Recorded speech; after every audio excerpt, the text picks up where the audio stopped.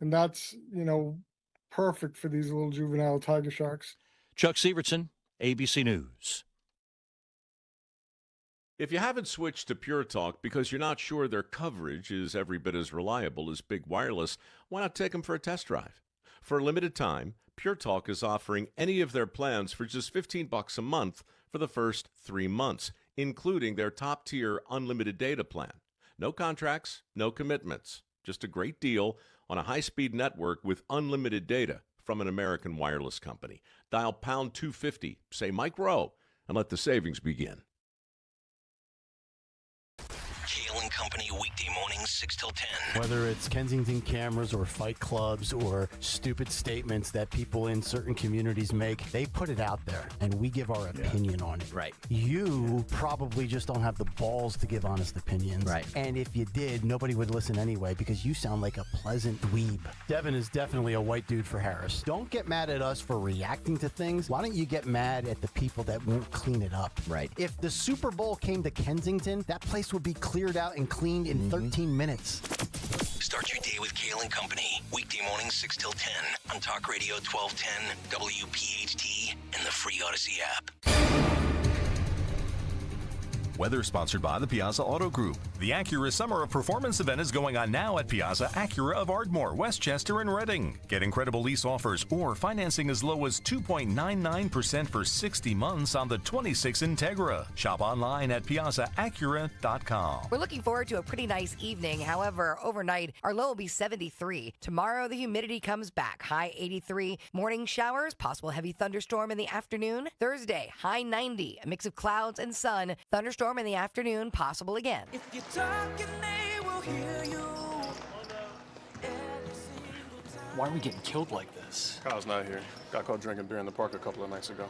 Really? Yeah, 0 tolerance. He's out for the season. Harsh. Hey, he knew not to drink. We've made that clear to all of our kids, right? No, not really. Bill, if we don't tell them what we expect and why they shouldn't drink, how are they gonna know? Talk. They hear you. For more information, visit underagedrinking.samhsa.gov. WPHT, WPHT, HD, WOGL, HD3, Philadelphia. From the Piazza Auto Group Studios, experience the power of one with 8 brands and 25 locations. Always live on the free Odyssey app. Free speech lives here. Lives here. The WPHT Afternoon Show.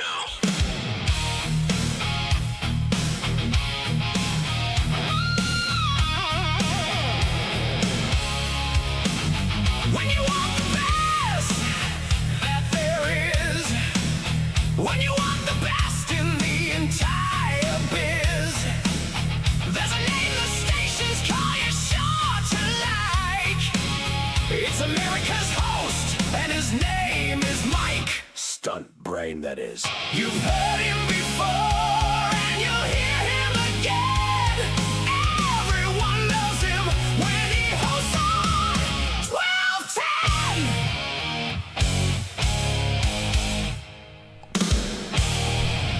And a happy Tuesday to you and yours. Mike Opelka back with you. Yes, I'm here today and tomorrow. God willing, I'll be here again next week for a whole bunch of days. But today I'm here, and that's what's really important. It's 3:08. What a stunning day. Did you get outside today? I was outside today. Touching grass with my bare feeties, and then I had to check for ticks because I live in the woods. So be careful out there. Wow, so much going on. Listening to Dom's show. And I love the side question on Dom's show all the time, and I try and come up with something, but they've always come up with all the stuff I came up with. Second banana. Although I didn't see the final list. Did anybody say Paul Schaefer? Because I think Paul Schaefer was the second banana, right? I know that Ed McMahon was taken off the table, and I offered Gracie Allen, George Burns' partner, although some would say the Burns was the sidekick, that Gracie Allen was the real star. And did anybody say Kathy Lee Gifford to the late Regis Philbin? Because that was the sidekick thing. I'm just saying. Dom should post, and I'm not trying to give Dom any hints on broadcasting, but maybe Dom's producers could post a list of all the successful side question answers. It would be a good, quick post and a bunch of great information. Anyway, hello, how are you? How you doing? 855-839-1210. Go to the YouTube room and check in. Please like, subscribe, all that good stuff. Busy day ahead of us. The Dr. Oz press conference alerting to all the fraud. How many of us, honestly, listen to those ads for home health care aides and think, there's got to be a lot of fraud rolling around in this? And now finally, duh, there is. I haven't done the math on it. DeSantis, can you quickly tell me where Pennsylvania ranks in terms of population versus all the other states? Do you know what number we are? I will find out. Because I heard Dr. Oz say that we are top 5 in terms of amount of fraud and numbers of people who've signed up for these home health care aid gigs that apparently pay a lot of money, in some cases paying out $50,000 per recipient in terms of home health care aid. Looks $50 grand per year. PA is the 5th most populous state in the United States, behind California, Texas, Florida, and New York. And there's a pretty big gap between 4 and 5. Well, that's interesting. So Dr. Oz says we are number 5 in terms of overall fraud and number of fraud cases, but that seems to fall in line with the population. So statistically, that runs parallel to what you would anticipate. Now, what I would like to know, because Dom mentioned things like Nevada being up in the top 5 of the fraud cases. Nevada's not in the top 5 of population. I can pretty much guarantee you that. So that's where there's probably an even worse abuse. And California, we know from the hospice story. And I'd like to see where Minnesota ranks in the numbers of cases, because Minnesota's population is not that big either. So if we can do a comparison to see where we are in terms of these numbers of cases, all fraud is bad. But this massive fraud, I feel like we're just numb to it. I don't know about you guys. I feel like we as a country, we're just like, until somebody goes to jail. Don was talking about hundreds of people going to jail for 20 years. I would absolutely support that. And supported until they paid back all the money they stole. The lady who apparently worked over 100 hours a day, I wanted to say, who do you think you are, a radio producer? I mean, Justin and DeSantis, you guys work, 120 hours a day on an average day, right? Something like that. Give or take an hour or two, yeah. Yeah. Whoever allowed you an hour off, I don't know. Also, you're correct. Nevada is nowhere close to the top 5 in terms of most populous states. It's actually ranked 31, and Minnesota is 22. Yeah, and both of those are probably among the top 5 in what Dr. Oz revealed today with this Medicare fraud, a gigantic fraud. If the states would lose the money, I'll bet you they would stop it. We talk about how do you stop something like this? Maybe you stop it by locking people up, putting people in jail. No, the states aren't going to do much until you start taking the money away from them. Then they go, we didn't know this was going on. We will put a stop to it, little mister. We'll take care of this right away. Thank you very much. So that's the way to do it. And I noticed that the Trump administration has been pulling the plug on a lot of these financial gravy trains that have been going on, all these things, whether it's the NGOs through USAID or through some of these programs. California had their hospice program basically paused completely until they went in and verified that the hospices existed. The pharmacies out on Long Island and in Brooklyn and Queens, where there were entire blocks that were nothing but pharmacies in various languages, each one a different one. They're frauds. So cut off the reimbursement and you'll suddenly see the people scatter like cockroaches when somebody comes in and turns on the light. It's astounding to me. But unless and until there are some actual prison sentences, I don't think any of this is going to slow down. They just find another state where they can set up camp and start setting up the scam. I would like to see the top 5 that Dr. Oz listed in terms of states, and then compared to their status in terms of population. I think we'll find a disparity among some of them. California, yeah, they've got the population thing. And maybe Illinois has got the population thing. Texas, Is Texas on the list? Do we know if the Dr. Oz list has the state of Texas among the top 5 fraudulent providers of this kind of home health care? I'm looking it up now. I'm trying to get the complete list. All of this is just hitting me right now because, when you say, hey, Pennsylvania's in the top 5, I'm thinking, yeah, you got cities that are big enough to support that. You got two huge cities. So, we've got enough people here to assume it. But it's when you start looking at places like New Mexico, and Utah. If you guys are fraud centers, that's a big problem. That's organized crime happening right then and there. So we'll be in and out of the updates on the Dr. Oz story.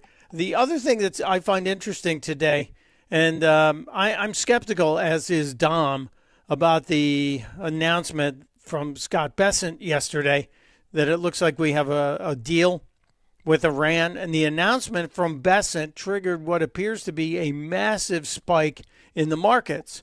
The financial markets led off this morning. Before the markets even opened, the pre-market numbers were like 700 points ahead. So that made me think maybe there's a deal. And then I was thinking, well, maybe it's just President Trump saying, I'm not going to be the one saying it anymore because every time I say it, we get skeptical. And I'll be quite direct with you. I'm very skeptical of any announcement of a deal until the ink is dry and the ships are sailing through the Strait of Hormuz freely, without tolls, without having to avoid mines, etc. But the stock market is up today across the board. The Dow, as we speak, with an hour to go, less than an hour to go in trading, the Dow is up at 1,000 points today. That's massive. The Standard & Poor's Index is up 152. It's up 2%. They're both near 2%. The NASDAQ, the tech-heavy index, is up almost 3% today. That's gigantic. And what is CNN leading off with every hour? They're not mentioning this. They're not even mentioning the reason for this because they're only looking for things that will hurt Trump. Kind of a big deal. And oil is down. Oil currently trading at about $75 a barrel. And that's because Bessent, who is a very trusted source, says the Strait of Hormuz deal will come either today or tomorrow. And we will have Dr. Victoria Coates with us at 5 o'clock. So kicking off the third hour of the show today, Dr. Victoria Coates, who is always just a mountain of great information, will be joining us. And hopefully we'll have more clarity on this. But I thought it's just pretty interesting that you've got CNN just not even covering the fact that there's likely a deal and it has triggered a global rise in business markets. And so I'm happy about that. Now I would like to see, because I was out driving in the Delaware today and the price of gas was I think I saw $4.19 a gallon for regular. And I have to put 91 octane in my car. So it's almost $5 a gallon. But that's too damn high. The gas is too damn high. But goes up like a rocket, comes down like a feather. Infuriating. Yesterday, the president talked about that. DeSantis, you've got that clip from the president talking about the oil companies making too much money, do you not? I don't think I have that one, actually. If you give me 2 seconds, I'll add it, though. Yeah, if you can find that one. I think this is really interesting because I would like to know what people's take is on this. I'm a capitalist. I'm a free market guy. I hate it when the government comes in and says, hey, you guys should only be charging this much for your product.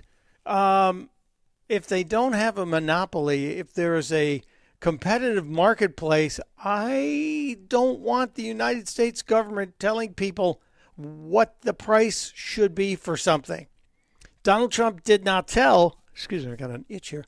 Donald Trump did not tell the medical industry the price to charge. He told them they were just charging too much and they could charge whatever they charge everybody else. We wanted best price.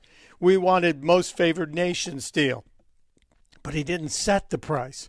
So when you got the president of the United States talking to oil companies, I go back to when Maxine Waters talked to the oil company CEOs in a House hearing and told them that she would be all about socializing oil companies. And that was, I think, the first time I remember a Democrat actually letting the truth come out, that ultimately they would like to seize the means of production and they would like to control the oil companies. That's a good clip we should find as well. But this is what Donald Trump said yesterday. He was doing I think this was in the signing of the executive order establishing a committee, a council to deal with veterans and the lives of veterans' families. And then he took questions on anything and everything for about 30 minutes. Roll it. For Chevron for the quarter, highest in history. By 12 times. On the back. You saw that? Yes. Yeah. I mean, it's unbelievable. On the backs. I don't like it. Workers paying higher debts. Yeah. Is our... They're making too much money. Okay? Based on a shortage, they're making too much money. I don't like it. And I should be the last one to say, because I'm a big free enterprise guy, nobody bigger. And, you're going to see oil when we're finished with Iran. You're going to see the prices drop through the floor. But they made too much money. Too much money. Chevron, too much money. ExxonMobil, too much money. When you look at one company where they made 12 times what they made the year before, they're going to give some of that back to the public. And they better cut the retail price, the consumer price. Too much money. You're surprised I'm saying it? I'll say it loud and clear. I'm not happy about it. Go. Well, Mr. President, respectfully, I disagree with you on this. You sound like Maxine Waters. I have that clip somewhere in my files. I'll find it in the break, and we can get that up there because that's not good, sir. No. We have a minimum wage in this country. We do not have a maximum wage in this country. You might as well say you're for a wealth tax, sir. You might as well say you're for a windfall profits tax. That's confiscation. That I will totally disagree with President Trump on this one. And, you can put some pressure on him. You can point it out to the oil and gas executives that, hey, you guys are doing pretty well. Maybe you could let the consumers do a little bit better. But no, sir. And if you disagree with me, I'd love to hear your argument, 855-839-1210, 855-839-1210. We will get into that. Also, we haven't done this in a while. If you've been watching like Newsmax and News Nation and Fox, especially the late night thing with Trace Gallagher, you've probably seen my friend Wendy Patrick, who is an attorney. She was a prosecutor out in California for like 25 years. She's written books. She writes in Psychology Today. And she's a great legal mind. And there were some cases that just popped up in the last couple of days that I said, we got to talk to Wendy Patrick about this. And Dom talked about it briefly at the end of his show, Zohran Mamdani, and what he's doing in New York. The grocery stores are one thing. By the way, there are a whole bunch of foreign-owned grocery stores that are suing Mamdani, saying, you can't. You can't do this. You'll put us out of business. These guys that run the little bodegas or the small neighborhood stores, they're originally from other places, came here legally, and now they're finding they have to compete with the city. And Mamdani's going to have you show an ID before you can shop in the government grocery stores. Sure, that's not going to be a problem. But that, and they talked about the farm-to-table food for the prisoners, that Mamdani wants to create gourmet meals for the people who are locked up in jail, that they will grow and feed themselves, I guess. This was done in the state of Texas for years. They grew food. They raised cattle. In fact, the movie Urban Cowboy.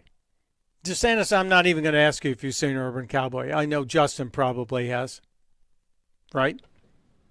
Yeah, of course. I have not, so you were correct. Of course. You've seen no movies. Never even heard of it. You've seen no movies that everyone else has seen. The only Travolta movie he's probably ever seen is Grease, and that's a stretch. I did see Grease. My sister made me watch it I when I was a little kid, and I hated it. It was a girl. A girl made you see it. So, Urban Cowboy was looking for love in all the wrong places. John Travolta's a cowboy, all that stuff. But what was behind it, the story was born out of the Texas prison rodeo, where the guys that were incarcerated in Huntsville, Texas, they were the toughest of the tough. And these guys raised cattle and they had their own damn rodeo. They also raised their own food. Eventually, somebody from the ACLU came in and filed a lawsuit, and they told them, you can't do this anymore. So I'm waiting for the same group that sued Texas saying, you can't make these people grow their own food. Well, they grew enough that they were actually selling it or providing it outside of the prison as well. I'm waiting for somebody to step up and sue Mamdani. It seems like every time one of his little promises comes up, he's blunted. For example, the free buses, they're not free, but he tells you they're faster. So there's that, right? But Mamdani, his food, his farm-to-table prison food, interesting. We'll see if there's a legal question there. And fish. I don't understand people who have fish in their homes in fish tanks. Fish aren't pets. You can't train them to do anything. Keeping the tank clean is always a pain in the butt. You guys don't have fish, do you, Justin? No. I had a friend who claimed he had piranhas. I didn't stick my hand in there to find out, though. Oh, my little brother Chris, my late brother Chris, had piranhas. And it's why do people want piranhas? Because he was an immature college student. He was in a frat house, and he thought it made him look cool because every now and then he had to come home with a bag of little fishies, and one by one drop them in the tank, and then suddenly there'd be a and the fish was gone. All right, that is a little cool. It's not cool. It's brutal. It's a little cool. It's really, you're like bringing on these fish and giving them the death sentence. Well, that same kind of thinking has resulted in the courts in Argentina giving goldfish, specifically two goldfish in a tank at a sushi restaurant, giving them rights, declaring them to be sentient beings and giving them rights. And we have to talk to Wendy Patrick about that story, about Mamdani.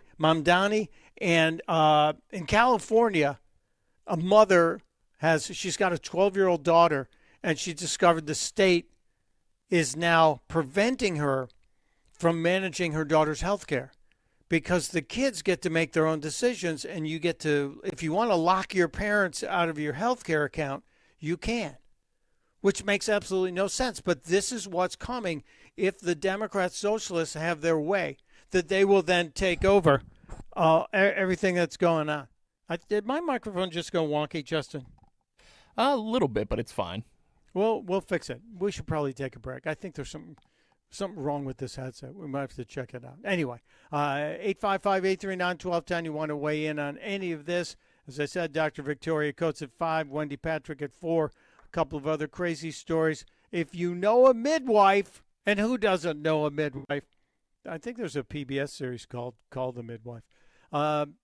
Philadelphia just repealed a law that will stop unlicensed midwives from practicing, even if they've been doing it in their communities for decades. A lot of crazy stuff happening today in our world, and I hope you'll stay a part of it. It's Mike Opelka. It's Talk Radio 1210, WPHT. I know that hiring can be challenging. You sort through tons of resumes and you get too many so-so applicants. You're just waiting for someone to match your role perfectly. Well, now there's a place where you can meet them fast. ZipRecruiter. Need to hire right away. Start your search for strong candidates. The right fit awaits. Build your team. Build it sooner. Meet your match on ZipRecruiter.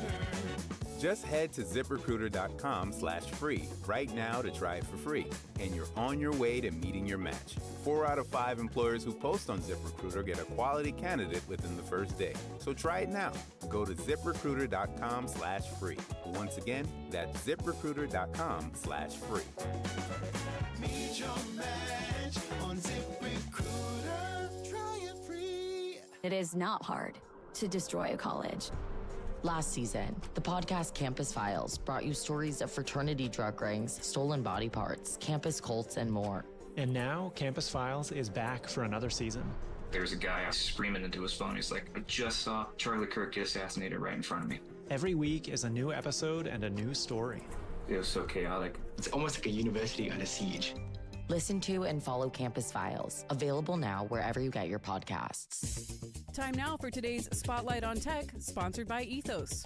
OpenAI's ChatGPT is going to get access to Yelp's reviews, photos, and business information, according to Axios. Terms of the deal were not disclosed, but Yelp will provide the data to ChatGPT in return for Yelp branding and links to Yelp's app in the AI model's replies to user queries. Yelp already has similar deals with Apple Maps and Yahoo Plus. I'm Jason Brooks.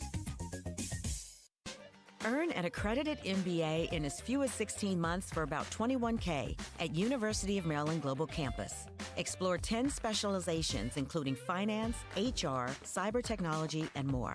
Plus, showcase the value of your MBA with a comprehensive learner record and digitally demonstrate in-demand skills and credentials to employers. Apply now and save with no application fee. Classes start August 12th. Learn more at umgc.edu. Certified to operate in Virginia by Chev. A great deal or more safety? Why choose? Mazda has been awarded more 2026 IIHS Top Safety Pick Plus awards than any other brand as of June 2026, and has been named Consumer Reports' safest new car brand. Right now, you can drive one home for less at the More to Move You sales event. Mazda, more for you. Go to MazdaUSA.com to learn more. Consumer Reports does not endorse products or services. For a limited time, get 0% APR for up to 72 months on eligible models. Visit Piazza Mazda of Westchester, Reading, or PiazzaMazda.com for details. My obstructive hypertrophic cardiomyopathy kept me from baseball games with my boys. The stairs were too much.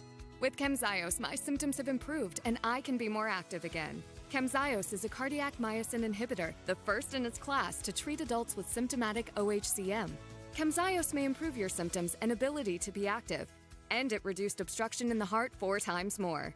In a 30-week study, Camzyos, mavacamten, reduced post-exercise obstruction on average 47 units of pressure versus 10 with placebo. Results may vary. Camzyos may cause serious side effects, including heart failure that can lead to death, a risk that's increased with serious infection, irregular heartbeat, or with certain other medicines. Do not stop, start, or change medicines or dose without telling your doctor. You must have echocardiograms before and during treatment. Seek help for new or worsening heart failure symptoms. Camzyos is only available through a restricted program. Before taking, tell your doctor about all your medical conditions and current or planned pregnancy, as Camzyos may harm your unborn baby.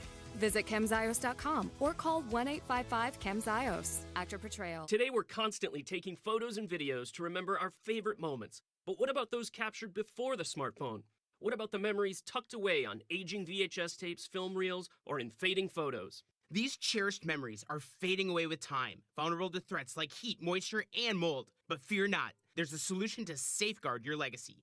Hi, I'm Adam. And I'm Nick. Together we founded Legacy Box over a decade ago with one mission, to bring your memories into the 21st century. It's time to bid farewell to old tapes you can't watch and faded photos. Legacy Box transforms them into digital treasures, ready to share with a click. Just like magic, your shoebox of memories is now safely stored in the cloud or on a thumb drive. Over 1 million families have trusted Legacy Box, so you can rest assured your priceless moments are in good hands. Don't let your childhood fade away on old tapes. It's time to digitize those priceless moments. Fast forward into the digital age. Visit legacybox.com/radio. That's legacybox.com/radio.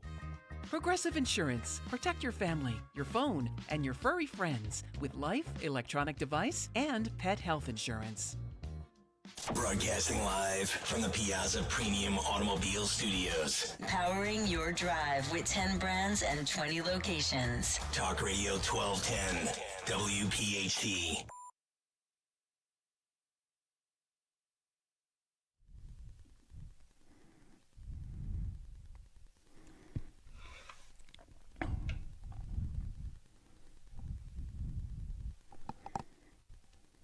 It is Talk Radio 1210 WPHT. Mike Opelka with you. Hello, how are you? Thank you for being here, by the way.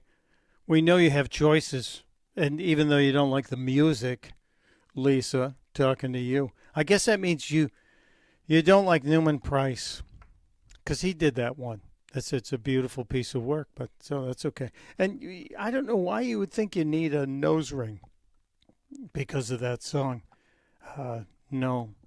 Sorry, it's just a little bit of grungy stuff. It's pretty good. Anyway, we were talking about the president's comment about the oil companies and all the money they're making because they're making a boatload of oil money, the oil companies. And so the president said he wasn't happy about it. And I disagree with the president.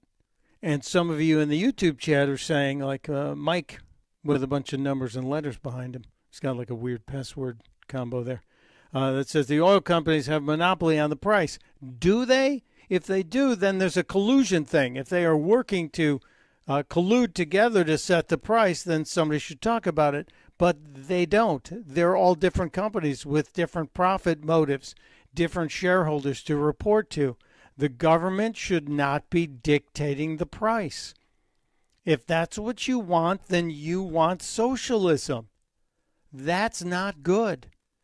That's not the best idea ever. And I have been railing against this for a while since I can't remember how long ago it was. Maxine Waters was talking to a bunch of oil company presidents who were brought into a congressional hearing. DeSantis, I just sent you the link. Maybe we can grab it because it's when Auntie Max first got on my radar because I said, hold on a second here. There's a lady from California who wants socialism. She wants everything to be controlled by the government. And that's never a good answer. It's never worked. And that's why today's primaries are kind of an important deal, and we'll be watching and monitoring them. I won't get any results till after this show's off the air. But I can predict to you the Democrat Socialists of America are very well organized and have put together some candidates that are very appealing to young people, not in what they're telling you, but how they look. I go back to something that Van Jones said. Golly, Bob, howdy, how long? It's almost 15 years ago. Van Jones burst onto the scene from his radical roots out in California after working in a bunch of George Soros-funded organizations. And he was a young, hip-looking dude, but he said he had dropped the radical pose to achieve the radical ends. And if you look at the Democrat socialists that are now infiltrating the Democrat Party, for most of these individuals, they have, in fact, followed the Van Jones move. Look at AOC's attractive. She went right through central casting. They interviewed something like 600 to 800 people before they found Sandy, and that she was the dancing, smiling, attractive person who could memorize talking points, and they could get her in. Look at Mom Donnie. If you show Mom Donnie's picture to young female voters, even some young male voters, and you don't hear what he's saying, you don't know who he is, you think that's a good-looking guy. Look at the smile on that guy. Who wouldn't like that guy? And even when he tells us horrible things, he smiles. And Hassan Piker, the crazy, awful guy who's out there supporting all the Democrat socialists. He was campaigning in Michigan over the weekend. Then he was campaigning in Wisconsin for this crazy Asian woman. And he's a good-looking guy. The Democrat socialists have figured it out. We will purchase the good-looking package over the one that has good principles, good policies. Lines are hopping today. That's always good. 855-839-1210. Let's talk to Mike in Fairless Hills, PA. Hey, Mike. Welcome to the show. You have a take on this? I do. Is he actually asking, to set the price, or is he asking for them to have a little mercy on us, having done what we had to do, right? And, let's face it, you open up Venezuela for them, right? They're going to make bank on that. Yeah. And I don't see the prices go down as fast as the price of a barrel goes down. I'm not saying that I think that the government should set the price. I think he's just asking, have some mercy on the people, right? I don't see it go down and up, with the price of the cost of barrel. Yeah, well, the axiom is it goes up like a rocket and down like a feather, the price at the pump. Right. It seems like we see the price per barrel go up, and instantly the pump changes, even though we know all of that oil that's priced per barrel is still on ships, and the oil at the pump's been there for a while.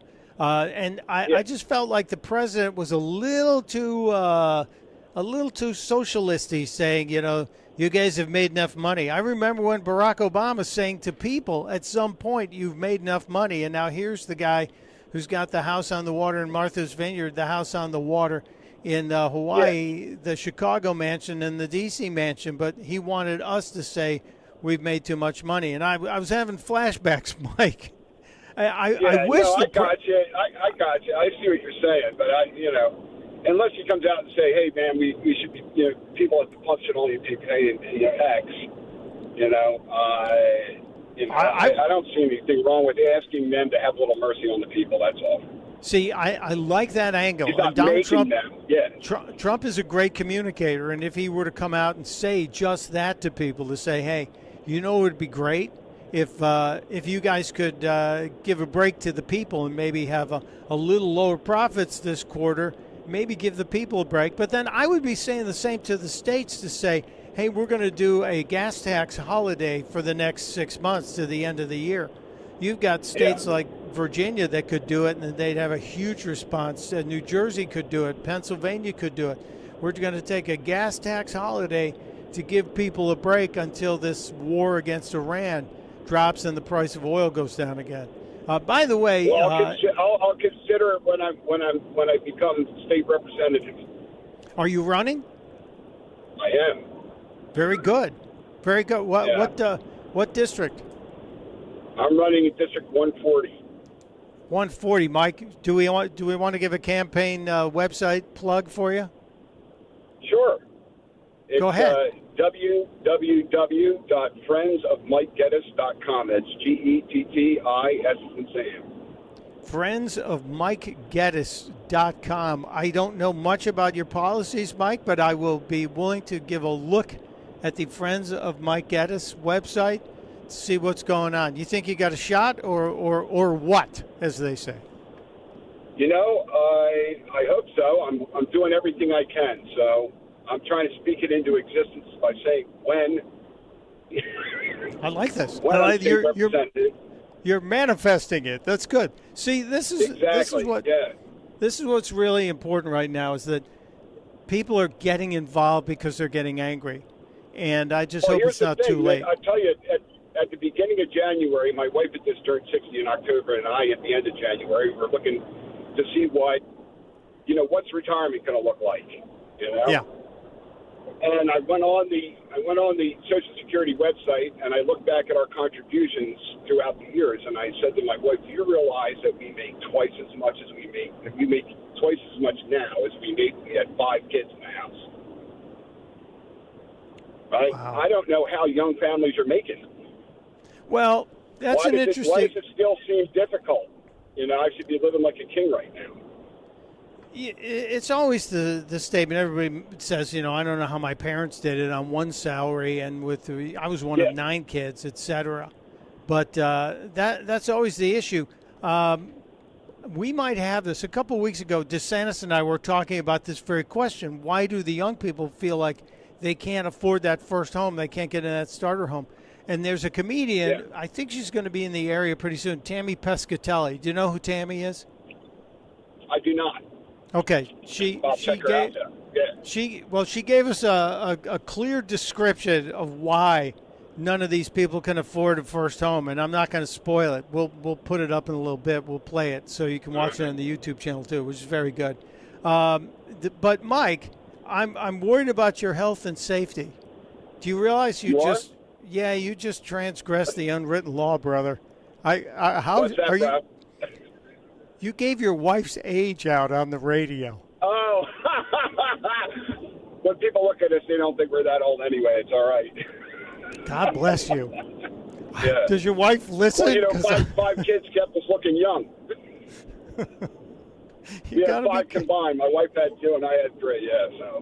So it's a blended family of 5. Yes, sir. That's very, very good. Exactly. Well, Mike Geddes, I will investigate your candidacy for District 140.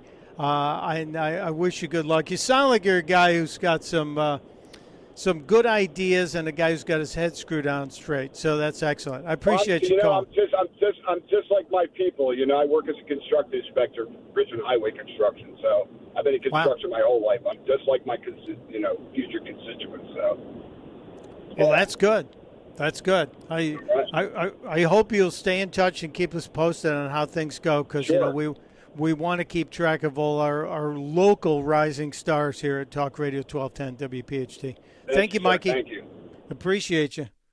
That's kind of interesting. I did get a little nervous when he gave his wife's age out on the radio. That's he just said my wife just turned 60. Now don't go to Mike Geddes' website and post that. His wife will stab him. I talked about the reason I get nervous about socialism, not because it doesn't end well, but because it's never worked. It's not fair. They tell you it's going to be fair. It's never fair unless you're a member of the Insiders Club, and that's a tiny number compared to everybody else. But I first started with Maxine Waters, and this was back. Do you know what years this was, DeSantis? Because I know I sent you the clip from a long time ago, but I'm trying to think. Was it in the teens, the 20-teens? It looks like the clip is 16 years old, so at least 2010. Oh, it looks like September 12th, 2009, to be super specific. This is a 17-year-old clip, is this? Yeah, I guess it would have to be. Yeah, almost 17 years. This clip will be 17 years old, which Maxine Waters still in office. We got to talk about that too. But check this out. This is a House hearing with Democrats grilling oil company executives. Why? Because Democrats think they're making too much money. Guarantee to the American people, because of the inaction of the United States Congress, ever increasing prices unless the demand comes down, and the $5 will look like a very low price in the years to come if we are prohibited from finding new reserves, new opportunities to increase supplies. And guess what this liberal would be all about? This liberal will be all about socializing. Would be about basically taking over and the government running all of your companies. And the people behind her, next in line to ask questions, were laughing. They were like, she said it. She let the cat out of the bag. She said it. She said it. She said it. Yeah, Maxine Waters said it. I remember I just started working with the Glenn Beck group, and then in 2010, I think it was, 2010, started working at the Blaze. And Maxine Waters just was such a great provider of stupid things that she said. That was one of them. That was the secret. Now, the socialist thing is a big stinking deal. Maxine Waters is still apparently in office. She is still in office. Although there is a post, and we're trying to do a little homework on this. America Pulse News has posted 3-4 days ago. Maxine Waters has been a patient. This is their claim. Maxine Waters has been a patient in a long-term Alzheimer's facility for nearly 4 months. She doesn't remember her own name most days. They're hiding her in plain sight. Sources at an LA-based long-term Alzheimer's facility in San Recto, that's a weird name, confirmed that U.S. Rep. Maxine Waters has been a patient there for nearly 4 months. She doesn't remember her name most days. Even more damning, she's being listed under the false name of Alexandra Josephine Barron to keep it quiet. So we've talked about Mitch McConnell being missing. We've had other cases where you had the Texas representative who was in a home for a while. This can't happen. This has to stop. In the House of Representatives, it appears that you can still vote if you vote remotely.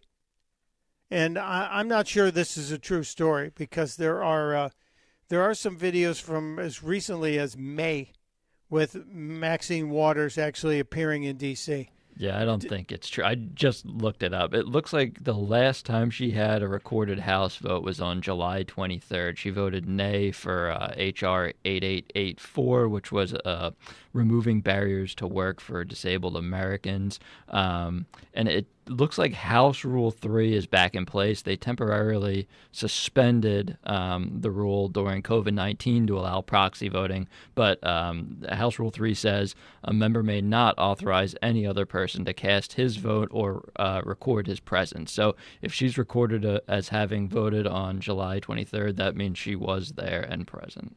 And I had Grok do a little search. San Recto is not real.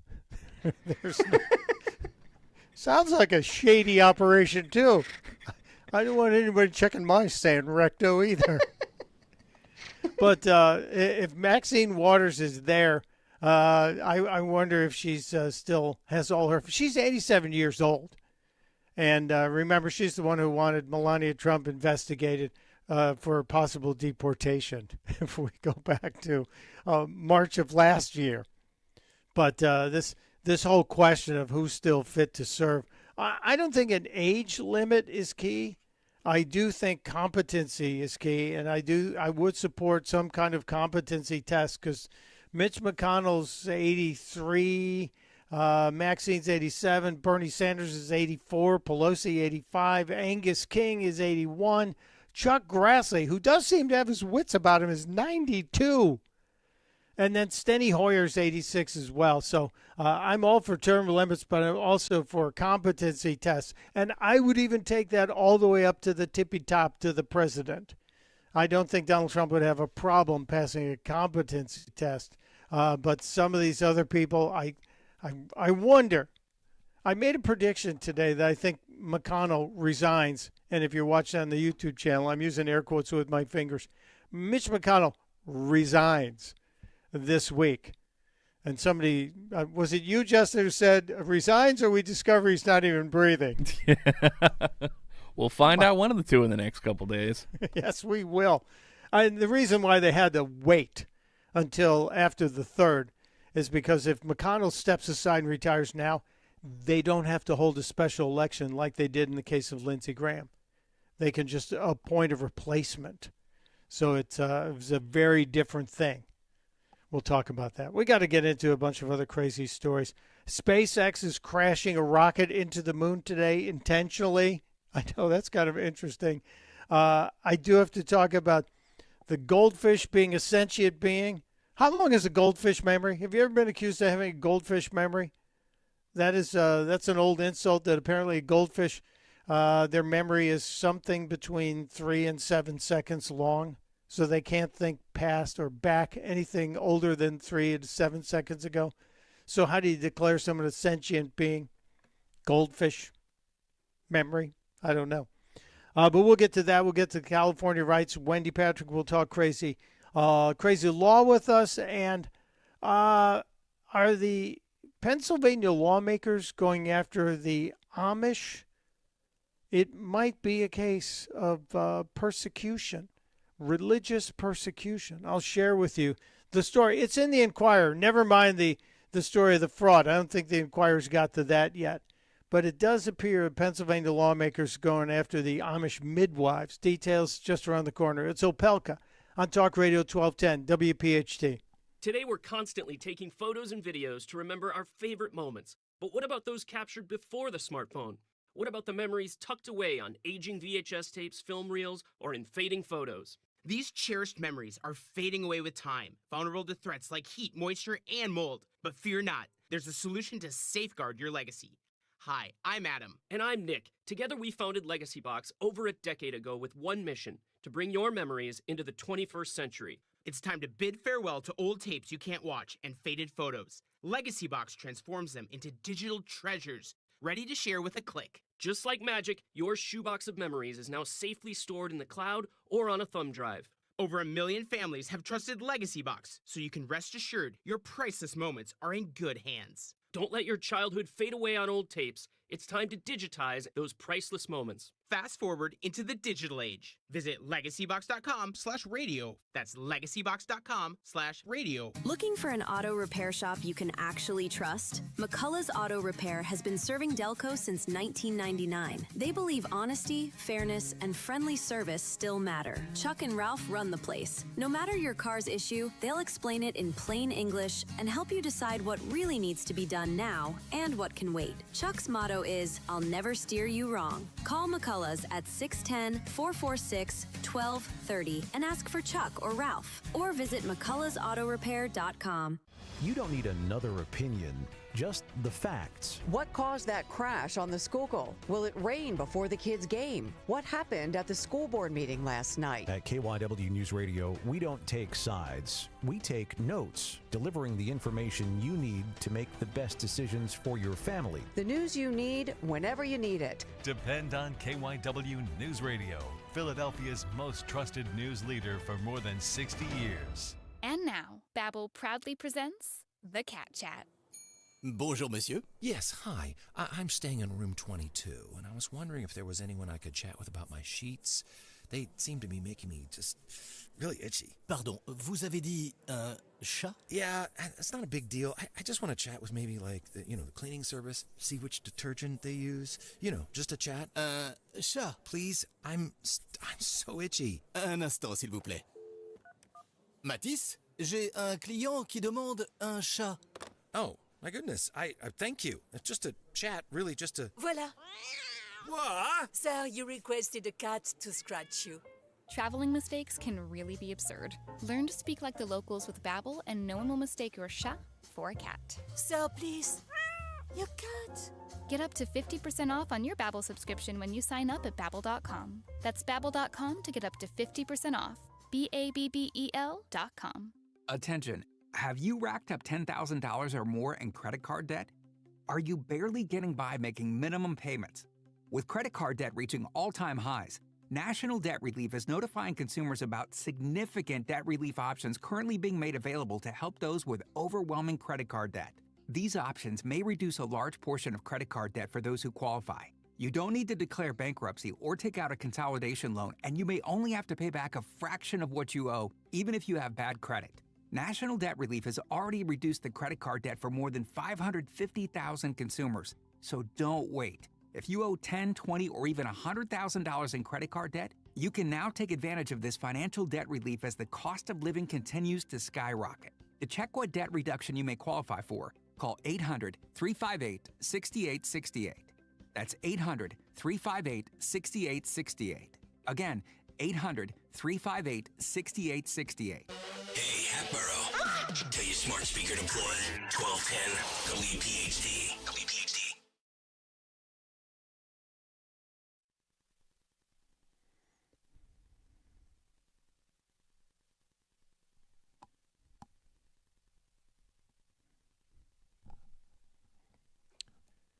It is 3:55 on this Tuesday afternoon. Mike Opelka with you on Talk Radio 1210 WPHT. If you're ever curious as to what the heck I'm looking at story-wise, I usually post a kind of a rundown of the topics I'm looking at pureopelka.com every single day. Well, Monday through Friday. And you can see what's up. And maybe it's of interest to you.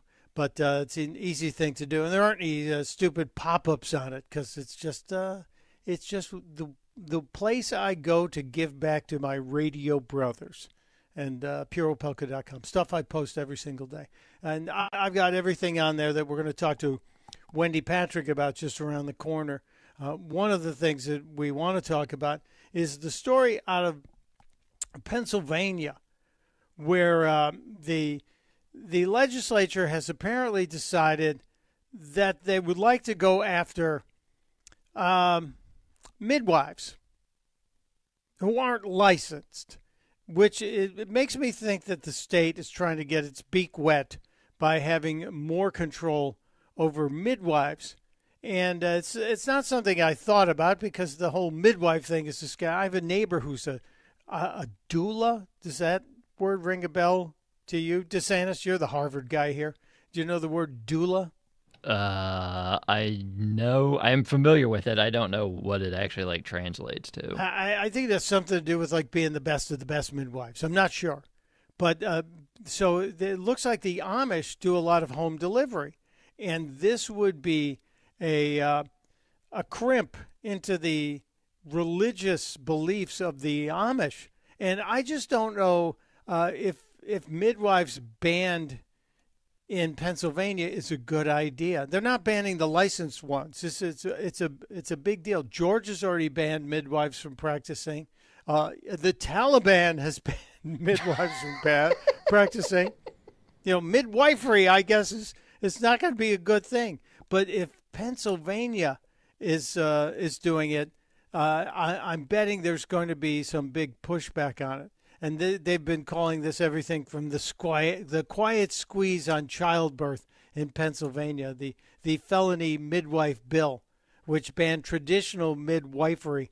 I'm tending to think that this might be a way to get some sort of licensing because, government likes to get its hands on as much money as it can. Pennsylvania quietly repealed its 1929 midwifery law, and now they're getting sued by the Amish. Quietly repealed is the proper phrasing, because apparently there were some legislators that had no idea they had even voted to repeal it. It was part of a budget package. Yeah, you hang it in there like the ornaments, like all the other stuff we put on bills. We just hang little ornaments on there. It's crazy stuff. The law had been on the books for almost a century, asking traditional midwives to just send in a paper application and $10, we'll give you a state certificate.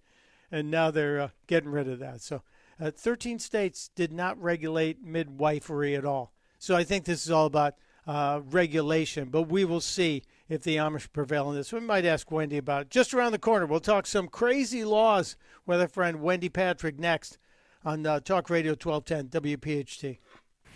The Bloomberg Market Minute sponsored by Piazza Premium, powering your drive with 10 brands and 20 locations. This is a Bloomberg Money Minute. Oil prices finished a day down close to 6%, under $76 a barrel, as hopes rose for some kind of peace deal between the U.S. and Iran that would reopen the Strait of Hormuz. Caterpillar's been making earth-moving and construction equipment for 101 years, but it's the power generation equipment fueled by the surge in AI data centers that has boosted overall sales and prompted the company to raise its full-year forecast. Chanel's sales rose by double digits in the first half, beating luxury rivals including LVMH, as revenue in the first half of this year rose in all regions, led by the U.S., where sales jumped by more than 25%. The watches and fine jewelry unit sales jumped by about 35% in the half. The privately held company publishes annual results once a year, and in May reported sales grew 1.8% to $19.3 billion in 2025. Just ahead of Wall Street's closing bell, the Dow hitting over 1,000 points, the Nasdaq's up close to 3%, while the S&P 500 has gained around 2%. Dan Schwartzman, Bloomberg Radio. I believe in you. Just 4 simple words, but to a child in need, they mean the world. I believe in you means you have potential. You are special. You matter. When you become a child sponsor with Save the Children, you're saying, I believe in you. You are smart. You're capable. You will overcome obstacles that most can't imagine. Your sponsorship says to a child, I believe that you deserve a successful start to life and a solid foundation to build upon. I believe you're worthy of good nutrition, quality health care, and the opportunity that education unlocks. Becoming a Save the Children sponsor sends a powerful message of support.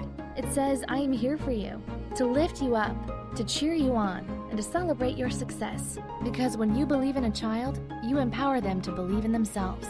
I believe in you. Just 4 simple words that can bring hope, that can change a life. Visit sponsor.savethechildren.org today and tell a child in need, I believe in you. Well, it's official. My friends have all switched to Pure Talk because I told them they could save a bunch of money on a super reliable high-speed network with unlimited data. And because they're my friends, they trust me. As for the rest of you, well, Pure Talk understands that even though you might like me, you're not just going to take my word for it, nor should you. For that reason, and for a very limited time, Pure Talk is offering any of their plans for just $15 a month for the first 3 months, including their top-tier unlimited plan that normally sells for $65 a month.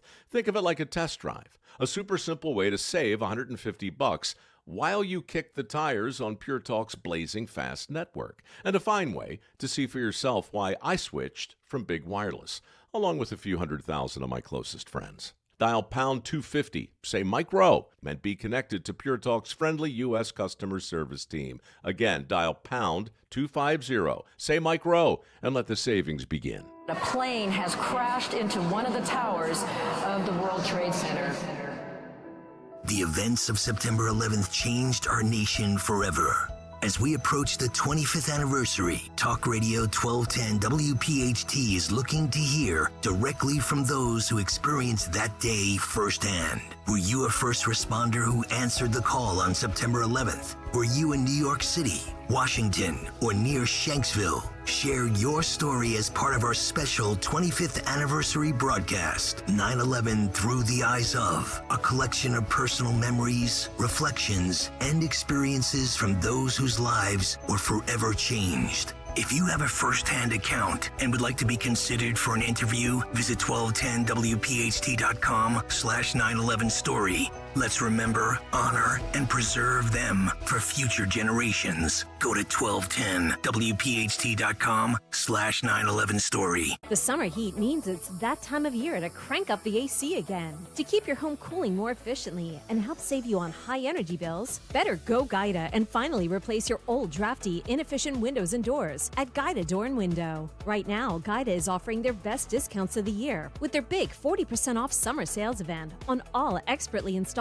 windows and doors. You'll receive 40% off each window you buy. That's right, 40% off all high-performance, energy-efficient triple-pane windows. And you'll receive 40% off any door, including insulated entry doors, patio doors, garage doors, and storm doors. Plus, get your project started today with no money down and pay it off interest-free for up to 18 full months. All prior sales excluded. Minimum purchase required. Don't let these big discounts pass you by. Go Gaida today to take advantage of these limited-time savings by calling to schedule a free in-home estimate at 1-877-GO-GAIDA or visit them at GoGaida.com. That's go, GUIDA.com. Hey, this is Larry Steinitz with Investor Schooling. I've been talking about myself for all these years. Now it's time for you to hear from one of our great clients. Investor Schooling lives up to the promises. Larry's a great teacher, teaches about the whole new approach to thinking about money. I've taken to heart many of the things that he's taught me, and my financial life has improved. Come to Investor Schooling, and you could be just like Charlie and change your financial life. Go to investorschooling.com. We will see you Thursday. Hi, this is Dom Giordano. You've spent years taking care of everyone else. Now it's your turn. Whether you've been thinking about replacing missing teeth, improving your smile, or restoring the ability to eat and smile comfortably, Dr. Robert Bentz and Dr. Emily Bentz, board-certified prosthodontists, specialize in complex, restorative, and cosmetic dentistry. You can smile confidently in photos, enjoy meals, laugh freely, and feel yourself again. Schedule a consultation with Bentz Dental Group. 610-272-6949. WPHT, HD, WOGL, HD3, Philadelphia. From the Piazza Premium Automobile Studios. Powering your drive with 10 brands and 20 locations. Always live on the free Odyssey app. Free speech lives here. The WPHT Afternoon Show.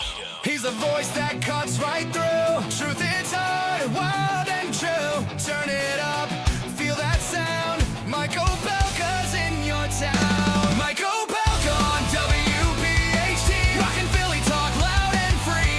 Keep it locked, don't touch that dial. WPHT.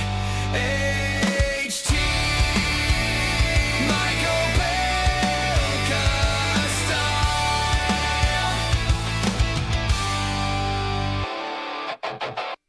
How are you doing? Yeah, welcome to Talk Radio 1210 WPHT. Mike Opelka back in the afternoon show today, tomorrow.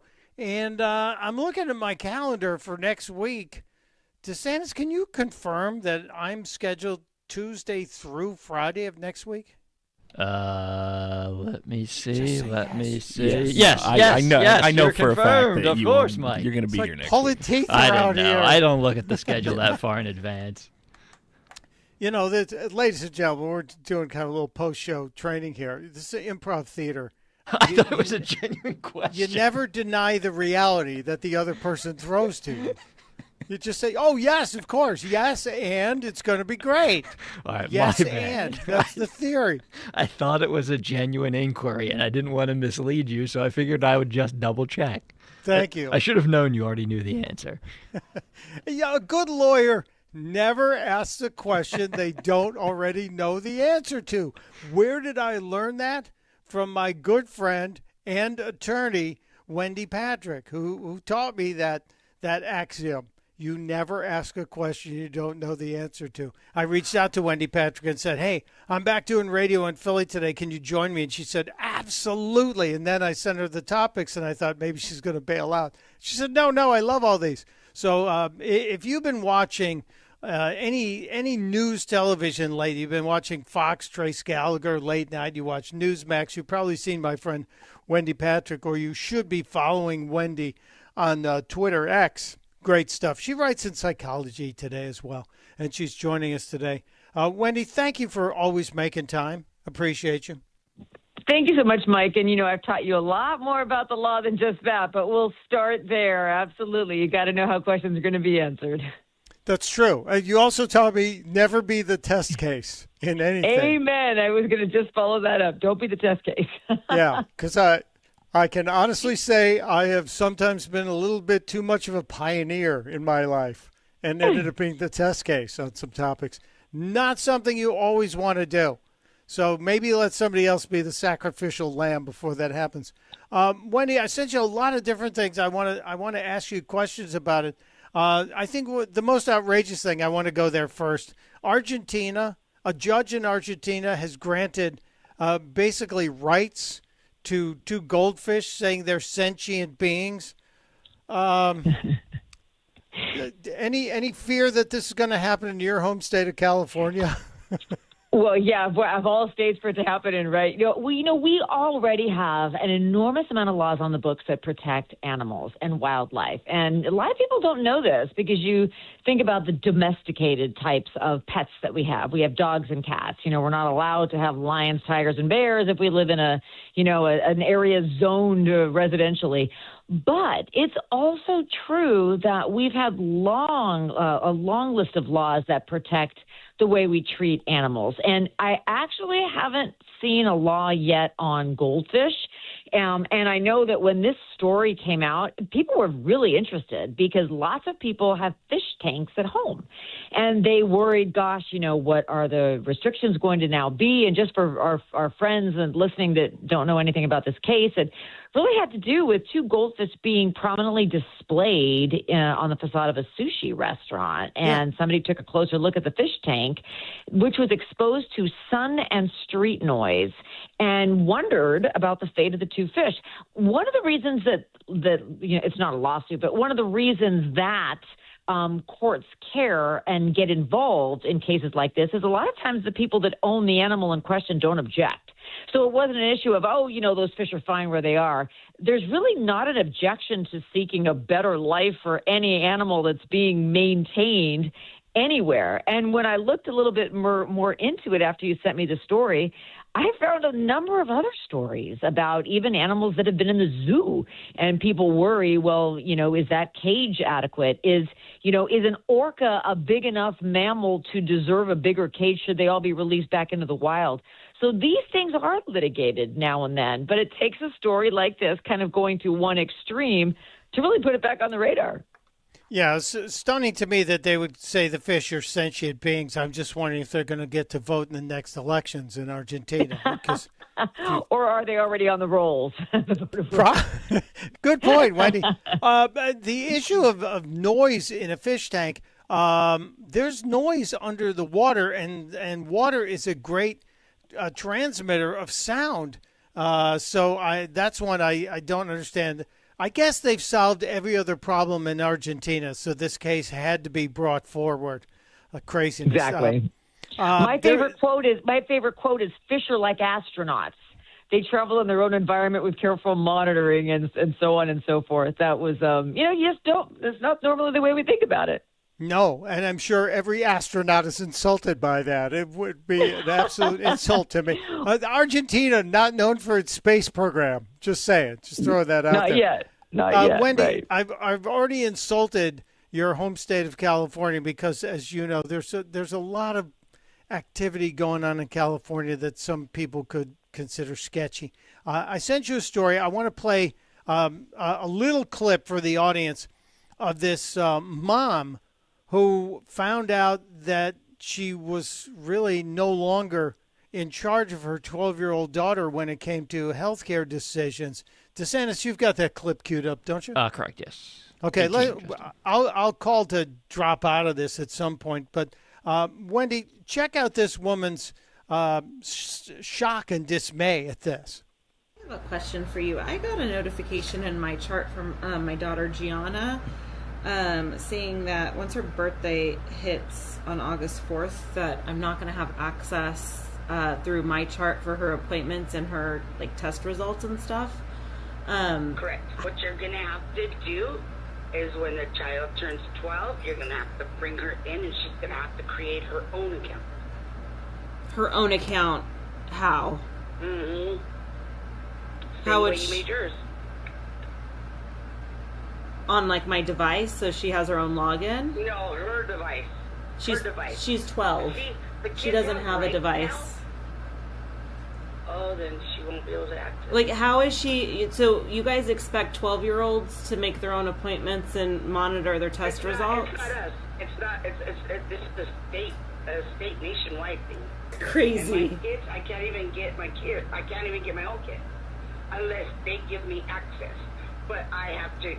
My kids have to create their own accounts. Okay, we can pause it right there. Okay, so if she... This is madness, Wendy Patrick. How has California been allowed to usurp parental rights, especially in something as important as healthcare and healthcare decisions for 12-year-olds? Yeah, we've been asking that same question with respect to what's been going on with curriculum in middle schools. Is there seems to be this downward trend in maturity levels that just doesn't exist. I mean, 12-year-olds are 12-year-olds, and I love the way this mom said she doesn't even have a phone. What do you mean on her device? Despite what you and I see when we travel, and you've got like these kids barely old enough to walk, and they've got their little devices on the plane. This is very different. Okay, it's different to say, hey, here's a little device you can watch cartoons on versus here's how you're going to make medical care decisions at 12. And that's the same philosophy that you sometimes see expressed in schools where you have middle schoolers that are being asked very important, mature adult questions, whether it's about their sexuality or what goes on at home. And then you have parents without a seat at the table not being at least even permitted to engage in that discussion. Mike, I have thought that we saw the pendulum swinging on some of this within the last year. But then when you get a post like this, the first time I watched it, I thought, is there a mistake? Does somebody not recognize the age of this child? Was a number transposed? But then you want to know, what's behind this? I don't know the answer, but I guarantee that now that this is, out there, that lots of people are going to be answering questions and trying to figure out, does everybody else now have to be worried about, when you meet is 12 the new 18? I guess that's a good way to put it. Well, yeah. Well, the question I will put on this, Wendy, and many in our YouTube chat room are already jumping on it, saying that California is becoming the parent. California is taking control of your child. My question would be, if my 12-year-old has the ability to be in charge of their own healthcare decisions and their healthcare appointments, are they then going to be responsible? You're not going to look to me to pay for the healthcare treatments and or medications? Because that's what that deems. Is 12 now your majority? You can make your healthcare decisions. You could buy a house or a car or vote. God forbid. Well, unfortunately, I don't think that anybody's going to be able to collect. You heard this mother say, my 12-year-old doesn't have a phone. I know a lot of people that don't buy phones for their children until they get to be teenagers, and that number is only increasing. You would think that as we, get more tech savvy, that would decrease. It's actually not, because of all of the bad people on phones right now are able to even use AI technology to groom young people, to market, targeted ads, algorithms. I would say the pendulum continues to swing there, where more and more parents are getting savvy and saying, I don't think with everything out there right now that it's the best idea for a phone. They can maybe think of another way to communicate. When I was growing up, we had walkie-talkies. Remember that, Mike? Oh, yeah. And, when we were out around the house, we thought, man, we're required to carry these things so our folks can get a hold of us. But, on the horizon, there may be other closed systems available where they, parents and kids can keep in touch with each other, but it won't be through this kind of a process where you can create your own MyChart account at 12. I don't think that's going to happen in the mainstream. But you know what? I've been proven wrong before. Let's see how this goes. Sounds like you've got a good YouTube channel that can sort of monitor, the great ideas that we're coming up with on how to combat some of this. Yeah, the audience for this show is always very active and very aware, and I'm sure a lot of them, if their parents don't have kids with phones at the age of 12 or younger, as we're seeing. Right. But Exactly. the reality is you've got countries that are, and some states are banning cell phones in the schools. So it'd be interesting to see if California will be able to follow suit. I doubt it. I think they're still pushing to go farther left, if you will. I want to talk about the Kohberger case, because this one, I guess it kind of plays out locally here, because this guy was headed back to this area after allegedly killing the 4 University of Idaho students in Moscow, Idaho. And he had made a guilty plea, and then apparently last week decided he was going to reverse his guilty plea, fire his lawyer. This reminded me of James Earl Ray, the guy who shot Dr. King. Am I seeing parallels here, and is this a wise decision for this guy, do you think? Well, remember, he has a lawyer appointed to be able to pursue a plea withdrawal. That doesn't mean he's going to get a plea withdrawal. And I have to say, I see this quite frequently. Pleading guilty early in a case, at least before it goes to trial, it happens a lot. But it's also true that there are lots of different voices out there, that make some people decide to explore the possibility of withdrawing a plea. Now, here we see that Kohberger has been assigned a public defender. There is a claim of being, sort of threatened or bullied into a guilty plea. I mean, this is a big guy who pled guilty to some terrible acts that, you have to wonder whether or not a judge would ever be sympathetic to this is somebody that, didn't do this voluntarily. But it doesn't mean that he doesn't get to go through the motion and, file the motions, argue the motions, have his public defender argue the motions, prosecutors get to respond. So, he's entitled to do this. And I think that's why it's probably catching headlines right now, is because, like you said at the beginning, what in the world? I mean, wasn't this a clean guilty plea? And yet here we are reading about this. I have to say, I have read about this type of thing in many different cases, and sometimes we discount whether there were any mistakes made anywhere. And then you've got somebody like Alec Murdaugh. You get or Bill Cosby. I mean, we could probably come up with a list of people that have had convictions overturned. So let's see, if the rationale is persuasive in court. So the request to withdraw the plea is where we are at this point. It hasn't been determined as to whether or not the court will accept that request. Well, the court will accept the request and hear the request, and both sides will litigate it. But that doesn't necessarily mean that a request made is a request granted. There's a lot of space between filing this kind of a motion and having a judge grant it. Got it. Wendy Patrick, I have to ask you one more question because it's a hot topic. And I know morning show host Nick Cale is very interested in this topic. It's the story of Janine Pirro, who I still call her Judge Janine. And, so do I. The withdrawal of the charges against the ex-Olympian and a couple of the other people who were charged with vandalizing the reflecting pool repairs.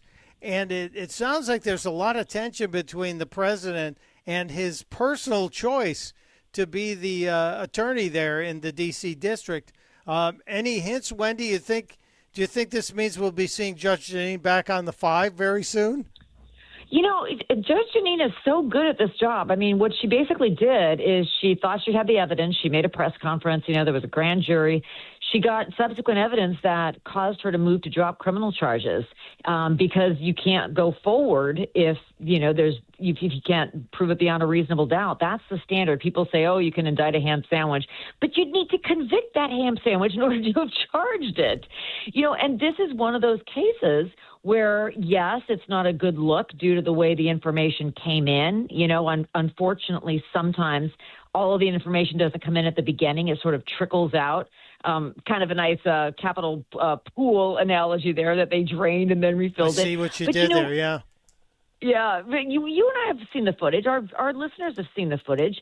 The footage that the president was referring to was a broad camera angle showing a lot of people with their hands in the water. In fact, two guys in the water with poles. It's hard to tell from that vantage point in broad daylight, as the president points out. It's really hard to tell who's doing what, and then more importantly, you've got to prove causation, because remember, he was charged with $1,000 or more worth of felony vandalism. Yeah. So Judge Janine came out and basically said, we can't go forward with this. I do have to say, Mike, one of the reasons that this grabbed headlines is one of the people charged was a former Olympian. And that will always grab headlines. One of the most interesting things is, do you know the Olympic sport he was involved in? What's it? It was winter, some sort of winter game? Canoeing. He was It's interesting, isn't it? You probably didn't know that we had an Olympic canoeing team. How dare you, Wendy? Whitewater canoeing is a huge sport, a huge Olympic sport. No, but I wish I would have seen him with his little canoe in the reflecting pond. That would have been more interesting. Now, we would have been reporting on that right away live. But that kind of association, that's one of the reasons this was a very interesting story, not to mention the fact that this was really one of the big projects that the president wanted to be involved in. You always tease me about travel. Last week, my sister and I were at that reflecting pool. And, D.C. is beautiful now. Yeah. So you can imagine it really struck close to what he cares a lot about. Here he goes and beautifies D.C., and now there's a big, chunk missing out of the reflecting pool. Maybe it was due, as Judge Janine explained, to poor work by the contractor. That's obviously now sort of a split of opinion. But you also can understand why the president was not pleased that the case was dismissed. He wants that American blue-colored pool to continue to be great and not to be falling apart already. It was just completed. Yeah, especially if the guy who did the repairs had a relationship or some sort of relationship, business or otherwise, with the president. You don't want that embarrassing thing to happen on your watch. So I hope he gets that straightened out. And I understand, Wendy, from your social media posts, you also tried fried green tomatoes while you're out east this last week. I am hooked. I wish I knew a place to get it in my jurisdiction.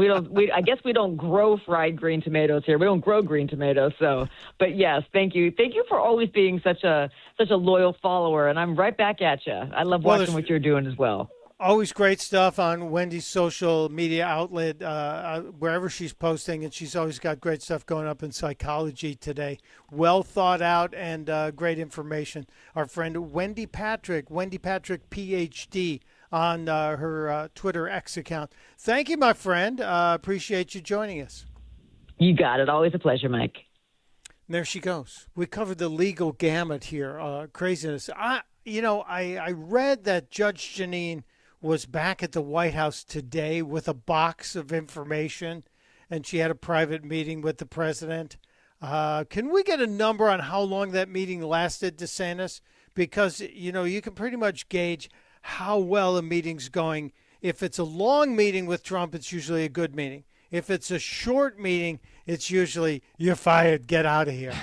And will we be seeing Judge Janine back on the 5? I don't know. Well, see if you can look that up during the break. We'll take a break. You want to join the conversation, 855-839-1210, 855-839-1210. It's Mike Opelka. It's Talk Radio 1210, WPHT. Let me tell you something about insurance. When you sign your insurance policy, for some brokers, that's the finish line. Handshake, commission, done. Then you may not hear from them again until it's time for renewal.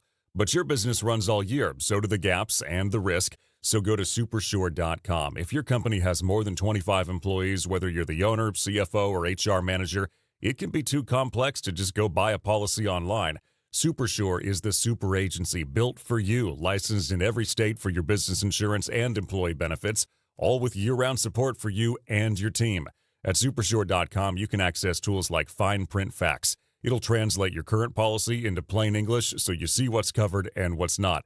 Plus a business value calculator so you can estimate what your business is worth so you know what actually needs protecting.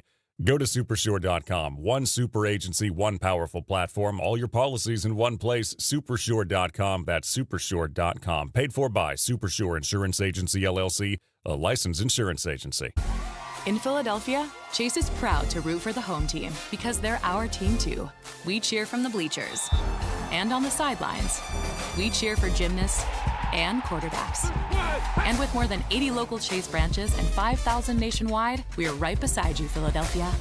Neighborhood bankers, digital tools, national strength. Chase, make more of what's yours. JP Morgan Chase Bank, N.A. member FDIC. Hi, this is Dave Barlow from Barlow Buick GMC in Woodbury, New Jersey. It's time to step up to the plate. The summer sell-out event at Barlow is here. Add Barlow discounts to factory rebates, and these deals are knocking it out of the park. The GMC lineup is stacked with power with the Sierra leading the way. The Buick lineup combines style, comfort, and confidence. Slide in the Barlow Buick GMC in Woodbury before these deals are out of here, or shop 24/7 at barlowautogroup.com. Buick, exceptional by design. GMC, we are professional grade. I know that hiring can be challenging. You sort through tons of resumes and you get too many so-so applicants. You're just waiting for someone to match your role perfectly. Well, now, there's a place where you can meet them fast. ZipRecruiter. Need to hire right away. Start your search for strong candidates. The right fit awaits. Build your team. Build it sooner. Meet your match on ZipRecruiter. Just head to ZipRecruiter.com/free right now to try it for free. And you're on your way to meeting your match. 4 out of 5 employers who post on ZipRecruiter get a quality candidate within the first day. So try it now. Go to ZipRecruiter.com/free. Once again, that's ZipRecruiter.com/free. Meet your match on ZipRecruiter. Try it free. Time now for today's Spotlight on Tech, sponsored by University of Maryland Global Campus. OpenAI's ChatGPT is going to get access to Yelp's reviews, photos, and business information, according to Axios. Terms of the deal were not disclosed, but Yelp will provide the data to ChatGPT in return for Yelp branding and links to Yelp's app in the AI model's replies to user queries. Yelp already has similar deals with Apple Maps and Yahoo Plus. I'm Jason Brooks.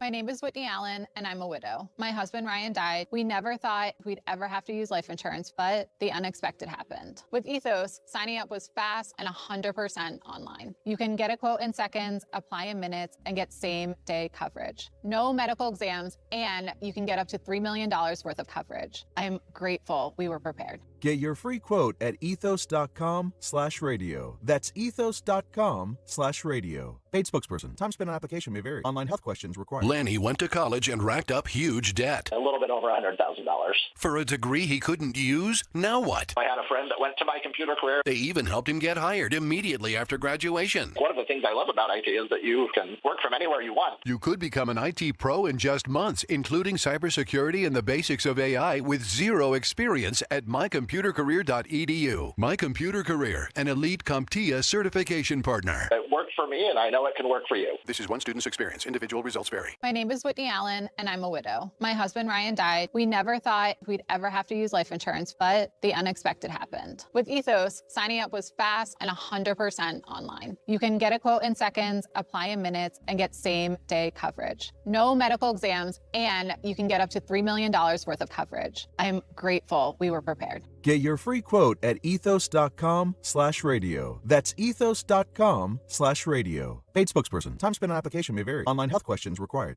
Wake up and text. Text and eat.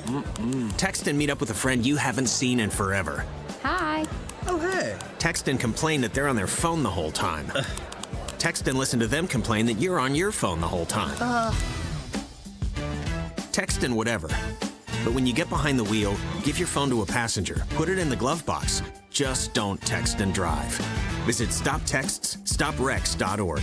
A message from NHTSA and the Ad Council. Tune in to the Crash Proof Retirement Show Saturdays at 11 a.m. to hear Joanne Small-Canella and Tracy Stillman. The Crash Proof Retirement Show, Saturday mornings at 11 on Talk Radio 1210 WPHT. Talk Radio 1210 WPHT from the Piazza Auto Group Studios. Experience the power of one with 8 brands and 25 locations.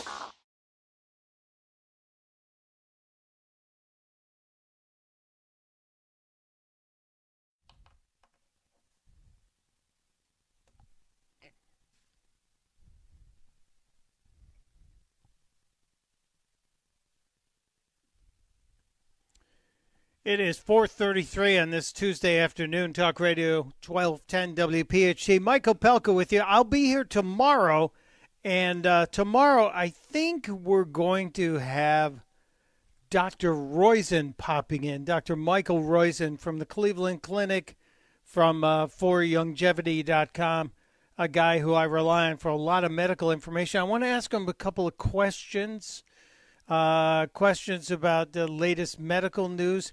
The morning show today was discussing one of the hot topics, I'm sure buzzing around the break room. Well, as long as nobody from HR was in the break room. DeSantis, Justin, was anybody talking about Jim Penis in the break room today?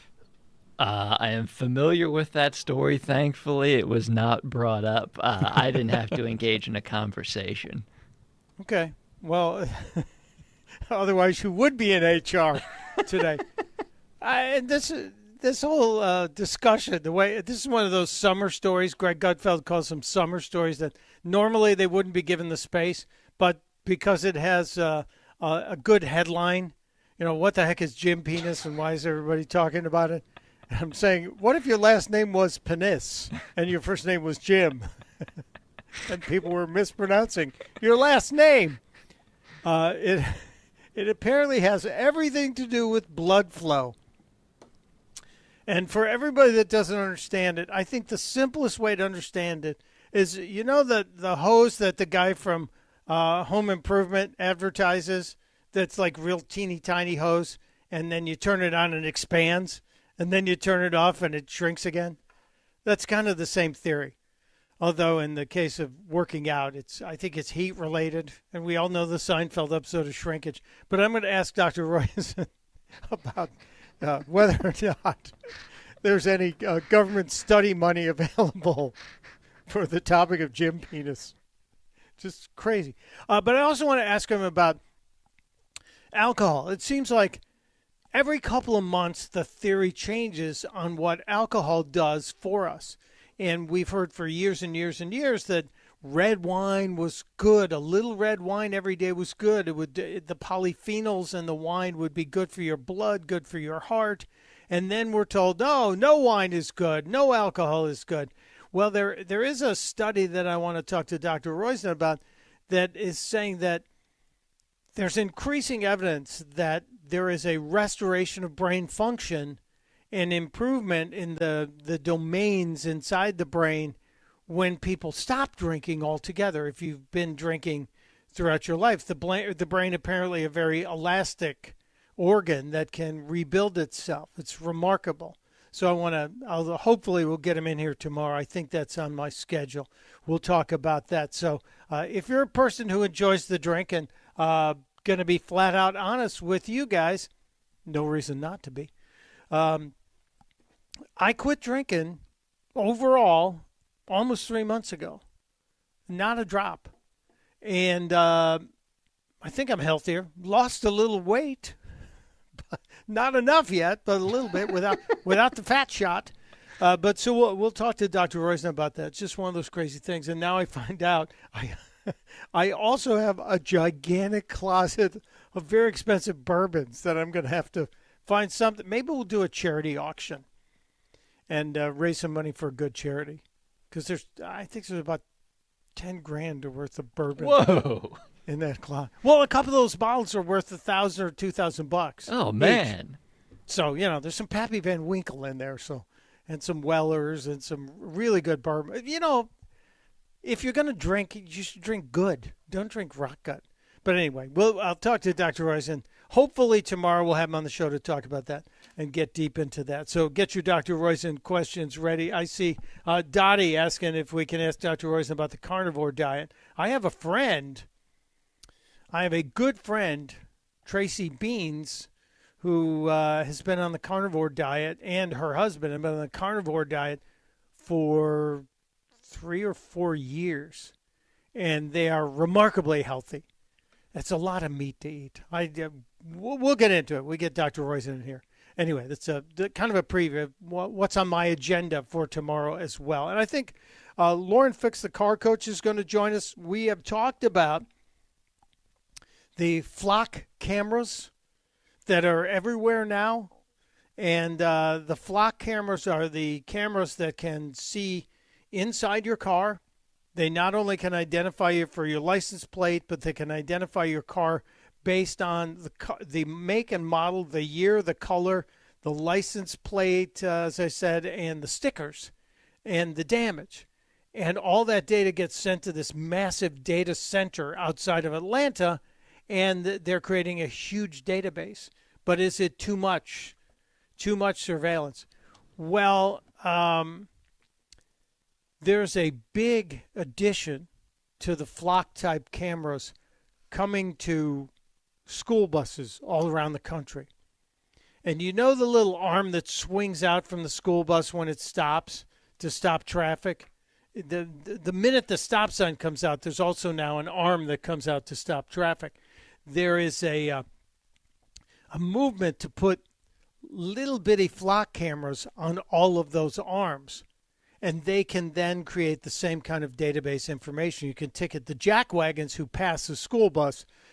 We might know somebody who works at this radio station early in the morning who did that and got in trouble. But if you're passing school buses, you're not being smart. But now they're creating cameras for those arms, and they're also saying that FedEx, UPS, and maybe even Amazon drivers will also be licensing out access to their vehicles to put security cameras. They're calling them security, but observation cameras.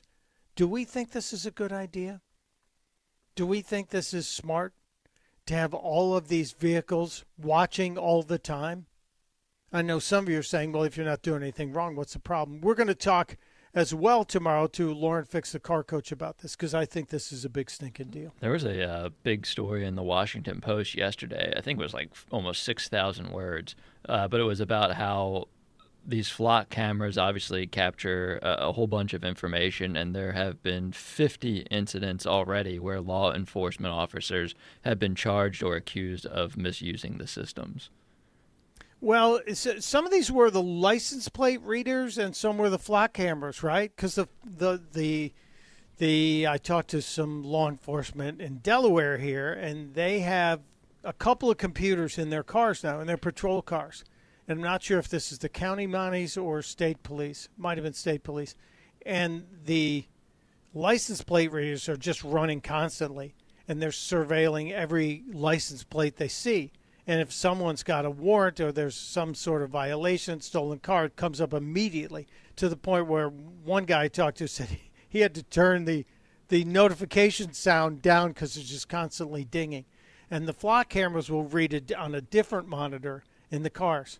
So I'm wondering what's going on that. But the surveillance state is growing at a point at which I don't know if we're all comfortable with it.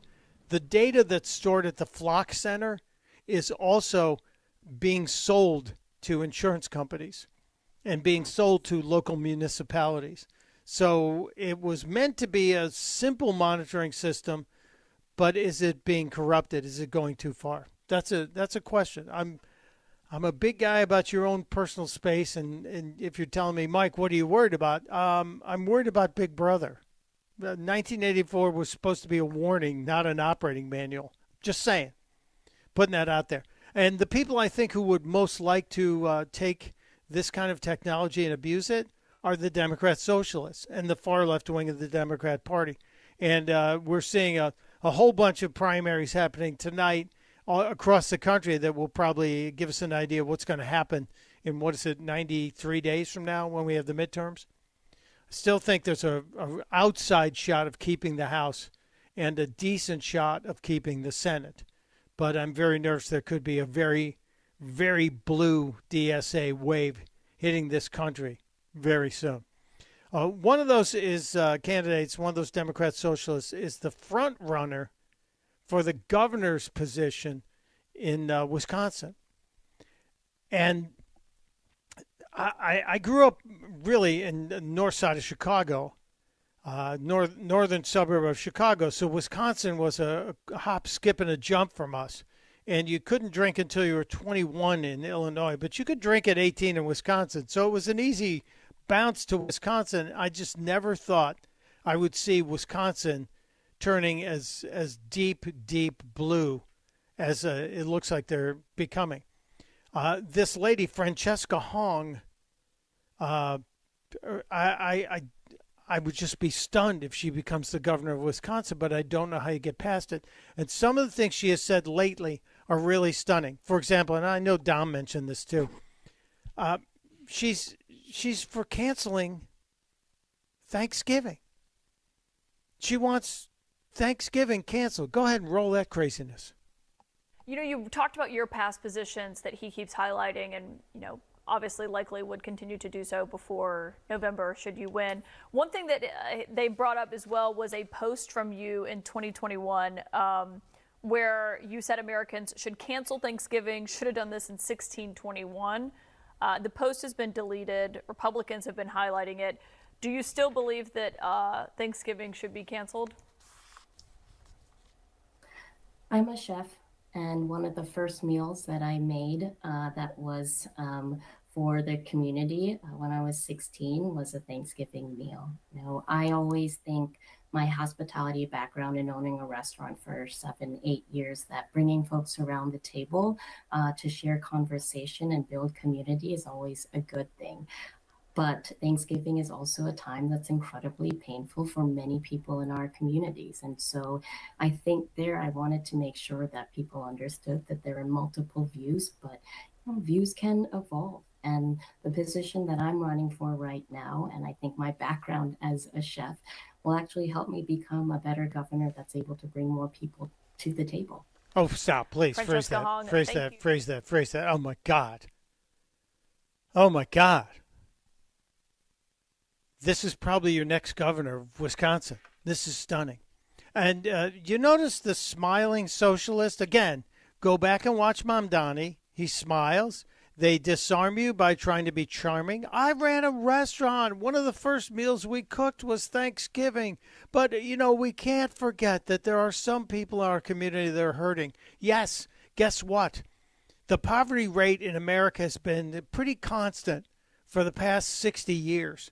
LBJ signed what he considered to be the war on poverty that was going to pour billions and billions, maybe even trillions at this point, of your tax dollars into programs that helped get rid of the poor. It hasn't gotten rid of the poor. We created a new elevated status of poverty in this country, but it's still at about 12 to 13% of Americans live below the poverty line. So these socialists who want power, they want to bring everybody down to the level of mediocrity. It is crazy. And remember that post that showed that she wanted to cancel Thanksgiving is surfacing again. It's just a lesson to everybody that everything you post on social media is there forever. Everything is there forever. Francesca Hong also describes having a half-white son. Now, she was married for a while. She and her husband worked together in the same restaurant. I think they owned a restaurant for a while. They had a child, then they split up. I think they still co-parent. But what she says about having a half-white son is just madness. I wasn't always aware of the struggles of other communities of color because for me, assimilation always kind of took over. And so I did marry. My proximity to whiteness continues, right? My son is biracial. He's half white and half Korean. And I think navigating, what his identity is and how people perceive him is always at the back of my mind as well. Could somebody even explain that to me? DeSantis, you went to Harvard. What the hell does that mean, that she's being in proximity to whiteness because of her son? I don't know. I don't think she knows what it means. I think she believes it sounds good and will appeal to her demographic, but I don't think it means anything. It's nonsense. Yeah, absolute nonsense. And again, she's trying to come off as charming. They try to do this disarming. She didn't mention she married a white guy. She said, I married and I have a half-white son. Well, that would make me think that your husband, your no longer husband, was a white guy. No big deal. But if you're in the restaurant business, aren't you supposed to be colorblind like in life? That everybody's just a customer? Isn't that all we're seeing, that we're all humans? The part that I have the biggest problem with, and I know there are a lot of my conservative brothers and sisters are going to be furious about this, but this lady is not dumb. She would like Trump gone, meaning really gone. And she used restaurant lingo to say, remember when Comey put out the shells that said 8647, and then he took the picture and said, look what I saw. And he got investigated because, as Zioli used to say, and it was Zioli, it's Zioli who said the process is the punishment. Nobody else, no matter what you may hear elsewhere. Rich Zioli said that. His show is on after the show, by the way. But this lady talks about 86ing Donald Trump. And whereas you had Comey get a case thrown at him, she's not going to get a case thrown at her because she's smart enough to use restaurant lingo in setting it up. In the restaurant industry, when we're out of something, we say it's 86th. And I'd say it's about time we 86 Trump. He represents the utter failure of our government to keep us safe from threats, both viral and systemic. So interesting. He represents failure. Does he represent failure? I'm looking at the border, which was so porous during the Biden administration. And now, as President Trump said yesterday, there hasn't been not one person that's come through that border in the past year and a half. And he's right. He's right. We would look like Spain, were it not for Donald Trump. We would look like we were being run over by people just trying to get in here. Absolutely crazy. Crazy, crazy, crazy. Let me grab a call here. Lori in Newtown, referencing something I talked about earlier. Lori, we talked about Pennsylvania canceling this right for people to be midwives, and she dropped. Lori dropped. She explained doula. Yeah. Okay. But we're going back to this nut job, Fong, in Wisconsin. Matt, you say she also has posts attacking Mother's Day, Father's Day, Halloween, Valentine's Day, and Christmas? Yeah, she basically hates every holiday, and I've been skimming through some of her weirdest posts, and it seems to be that they're all tethered to capitalism somehow, and she doesn't like capitalism. Now, for Mother's Day and Father's Day, she says it's cruel because people lose their parents and they serve as constant reminders that their loved ones are gone. I guess she deviates from the anti-capitalism messaging on those two, but the other ones are all tethered to capitalism. This has to be the dumbest restaurateur in the history of restaurateurs, because look at Thanksgiving, Mother's Day, Father's Day, Valentine's Day, Christmas, and you might even make the case for Halloween.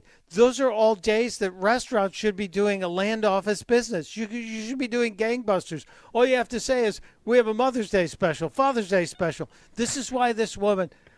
Crazy. Can I jump in and say something? Yes, please. She says she refuses to work on Valentine's Day and Halloween because she doesn't like the way customers treat her or her employees on those days. So. Well, that's an interesting take, because I often comment, and some of my bosses have said this too. If you're interviewing someone for a job, take them out for lunch and watch how they treat the wait staff. That's how they'll treat customers. That's how they'll treat coworkers. So how people treat folks, especially service personnel in restaurants, says a lot about people. I've got another holiday. This one should come as no surprise. She hates the 4th of July. Well, that's a given.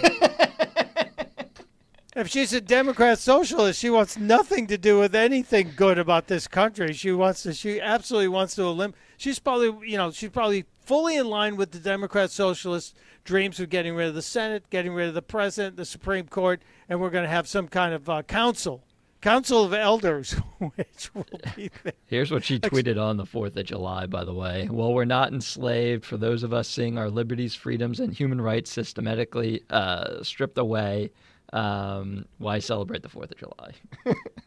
And that was during the Biden administration. That wasn't even Trump. Wisconsin, what the hell happened to you? She hates everybody. Well, at least she's an equal opportunity hater. That's the only good thing we could say. But she's a prime example of what's going to happen if the Democrat socialists get a footing.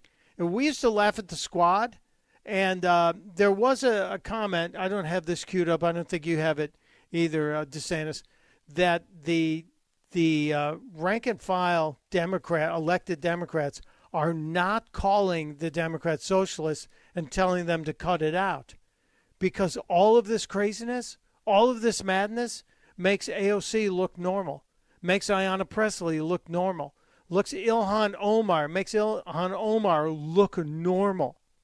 So if we allow these guys to, they're just thinking, yeah, we're making the tent big. And if they get a couple of seats, it'll take the heat off the Squad. We're no longer the Squad. Now the Squad is normal. And that's really what I think is behind the lack of push from the Schumers and the Pelosi's and anyone else who are the old established Democrats from trying to squash this, because it makes them look normal. It's the theory of the Overton window.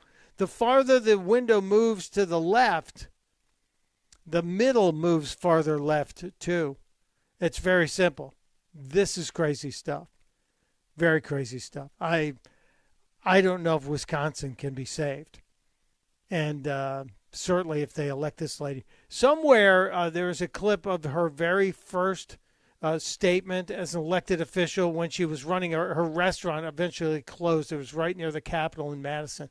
And she ran as a state representative. And her very first statement on the microphone as an elected official was one of those apologizing for the land that you're on. You have some tribe, some salute to a tribe that apparently she wanted us to let all of us know that we're on stolen land. Yeah, get over it, lady. I wonder if we were to send them to the moon, would they want to declare that was stolen land too? I guess I should take a break here, wrap up this hour, DeSantis. Yes. Okay, just around the corner, the great Dr. Victoria Coates joining us. I want to know, is there a real deal happening? I know Scott Bessent said it looks like there's a deal to get things straightened out in the Strait of Hormuz and get this Iranian thing under control. Maybe get the radioactive dust returned, all of that shut down. And is it going to happen before or after China allows it to happen? I have questions. Dr. Coates will have answers. It's Mike Opelka on Talk Radio 1210, WPHT. When was the last time you watched your home movies? Disasters strike unexpectedly. Every year, American families lose the one thing they'd run back into a burning building for, their family's memories. Hi, I'm Nick. And I'm Adam. We started Legacy Box to help save your family's most important recorded moments so you don't have to worry. Load Legacy Box with your old movies, film reels, and shoeboxes of photos. We work our digitizing magic, converting those memories right to the cloud so they're safe and accessible forever. It's fast, we always send your originals back, and it's done right here in the USA. Over 1 million families have trusted Legacy Box. Better Homes and Garden, Real Simple, and Inc. magazine are all talking about Legacy Box. New York Times columnist David Pogue says, have them digitized. I wish I'd done it sooner. Take action. Save your family's memories today with Legacy Box. Go to legacybox.com/value to get an incredible 50% off your Legacy Box. That's legacybox.com/value for 50% off while supplies last. LegacyBox.com/value. Hi, welcome to Bucks County Estate Traders. Hi, we need to fill a big space on our wall. Something that says, wow. Oh, of course. Our showroom is full of all styles of artwork and decor pieces. And some of our items have even been featured on the big screen and in TV shows. Oh, that's awesome. Pretty cool, right? So when you're looking for a stunning piece of art, Bucks County Estate Traders has the selection and variety. And I see your inventory is online. Oh, it sure is, along with the size and price, so you can measure the space and browse at your leisure. It's all at BucksCountyEstateTraders.com. Summer with the family means pool days, road trips, backyard fun, and always having plenty of snacks ready to go. Tasty Cake makes it easy with seasonal favorites everyone can enjoy. Baked peach pies are filled with sweet peach flavor, while lemon cupcakes are a refreshing treat for camp lunches, family outings, or sharing after a day in the sun. Keep your family's summer snack supply stocked with Tasty Cake. Tasty Cake, accept no substitutes. Is life insurance still on your list from earlier this year? Now is the perfect time to just get it done. A buddy told me that securing life insurance sooner rather than later can help you lock in lower rates for years to come. So I added this to my list this year and got it done. I called SelectQuote and was shocked at how easy and affordable life insurance is. I'm 40 and got a $500,000 policy for $18 a month. My wife's also 40 and her $5,000 policy was only $16 a month. Plus, with SelectQuote's same-day coverage, no medical exam was required, and we were covered by the time we hung up. Checking this off my list felt great, but the peace of mind knowing my family is protected feels even better. Call SelectQuote at 1-800-280-5858 for your free quote today. That's 1-800-280-5858. Or go to SelectQuote.com. That's 1-800-280-5858. Details on example rate at SelectQuote.com. There's a reason that potato chips don't come in a clear bag. There's only 8 chips in this bag. That's why. It's only about 2/3 full. The rest is air. It's a lot like opening up your 401k at retirement. You get about 2/3 of it, and the rest goes to Uncle Sam. Jim Cipriotti at the Retire Ready Financial Group can help. His tax mapping process can help forecast what your tax bill will be in the future, and that way you can build a strategy now to potentially decrease your tax bill in retirement. In other words, more for you and less for Uncle Sam. Call today for your complimentary retirement tax mapping report, 610-894-7415. That's 610-894-7415. Or find them online at retirereadyfg.com and get Uncle Sam's greedy hands out of your retirement. Hey, you've had enough. With a complimentary tax mapping report from Jim Cipriotti. Investment advisory services offered through Retire Ready Wealth Management, a registered investment advisor. Insurance and annuities offered through James V. Cipriotti, Retire Ready Financial Group, LLC, NPN number 2083768. Here's a harsh fact. 40% of women and nearly 20% of men suffer from varicose or spider veins. Left untreated, these veins can cause tired, heavy legs, swelling, burning, cramping, aching, even restless leg syndrome. In some cases, it can lead to serious health risks, like blood clots. USA Vein Clinics offers minimally invasive treatments that take as little as 15 minutes, covered by most insurances. Call 267-223-7162 and schedule your appointment today. Don't wait. Call 267-223-7162 for free information today. Imagine walking, exercising, and sleeping peacefully again. Varicose and spider veins won't go away on their own. USA Vein Clinics can help. Call 267-223-7162 for fast, easy, and affordable solutions. USA Vein Clinics treatments are covered by most insurance plans. Don't put this off any longer. Call 267-223-7162. Hey, when was the last time you talked to your doctor about poop? Seriously? Well, if you have constipation with belly pain that keeps coming back, it could be irritable bowel syndrome with constipation or IBS-C. I don't, what? So talk to your doctor, because Linzess could help you get ahead of it. Oh, you there. Linzess linaclotide is the #1 prescribed branded treatment for IBS-C in adults. It's not a laxative. It's a once-daily prescription pill that helps you get ahead of your symptoms. It's proven to help you have more frequent and complete bowel movements and helps relieve overall abdominal symptoms, belly pain, discomfort, and bloating. These symptoms were studied in combination, not individually. Do not give Linzess to children less than 2 years old. It may harm them. Do not take Linzess if you have a bowel blockage. Get immediate help if you develop unusual or severe stomach pain, especially with bloody or black stools. The most common side effect is diarrhea, sometimes severe. If it's severe, stop taking Linzess and call your doctor right away. Other side effects include gas, stomach area pain, and swelling. Talk to your doctor and say yes to Linzess. Learn more at linzess.com or call 1-800-LINZESS. You know what I don't like? Paying for something twice. I can't stand that. Hey, it's Rich Zioli. That's why when it comes to your roof, siding, doors, and windows, there's only one call you should make, and that's to my guys at Emmons Roofing and Siding. Emmons is a Platinum Owens Corning contractor, which means that Owens Corning backs not just the shingles, but the workmanship as well for life. That's right, for life. Roofing, siding, windows, doors, residential or commercial, done right the first time, every time. Go to emmonsroofing.com. The Birds are back, and another championship run starts now. Don't just watch the season. Be part of it. Hit the road with thousands of fellow fans and take over the opposing stadium. Fans of Philly has road trips available now for Nashville, Arizona, Chicago, London, and more. Every trip includes airfare, game tickets, and an exclusive pregame party. Book your seat today with the official travel partner of 94 WIP and the Eagles Radio Network at fansofphilly.com. That's fanswithap.com. WPHT, HD, WOGL, HD3, Philadelphia. From the Piazza Auto Group Studios, experience the power of one with 8 brands and 25 locations. Always live on the free Odyssey app. Now, The Drive at 5.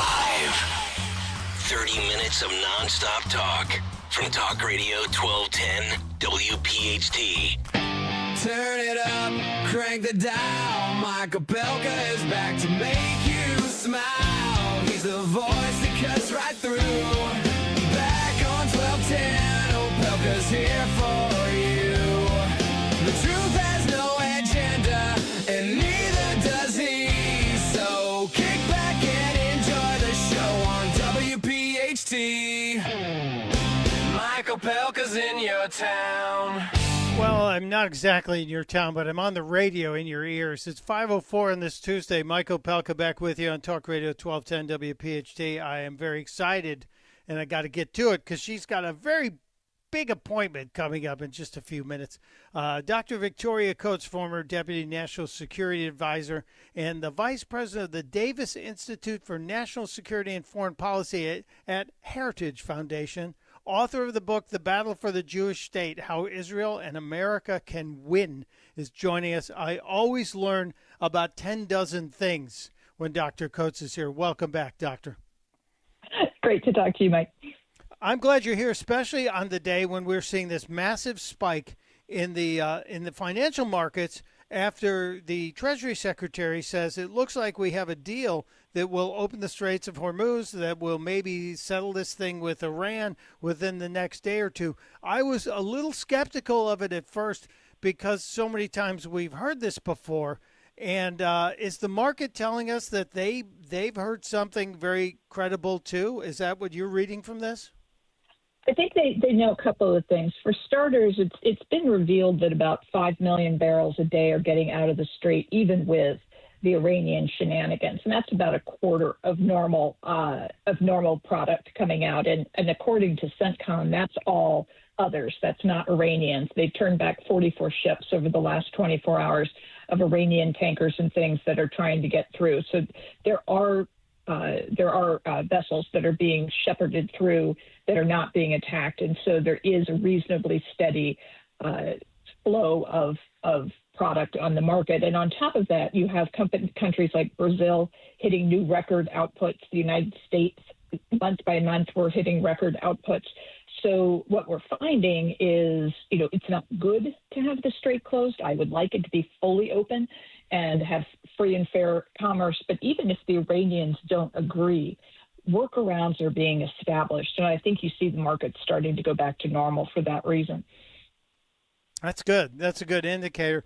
There were others, Dr. Coates, who said that this will never be settled until China says we endorse Iran giving whatever concessions and reopening the strait. Is China holding the keys to Iran finally saying okay?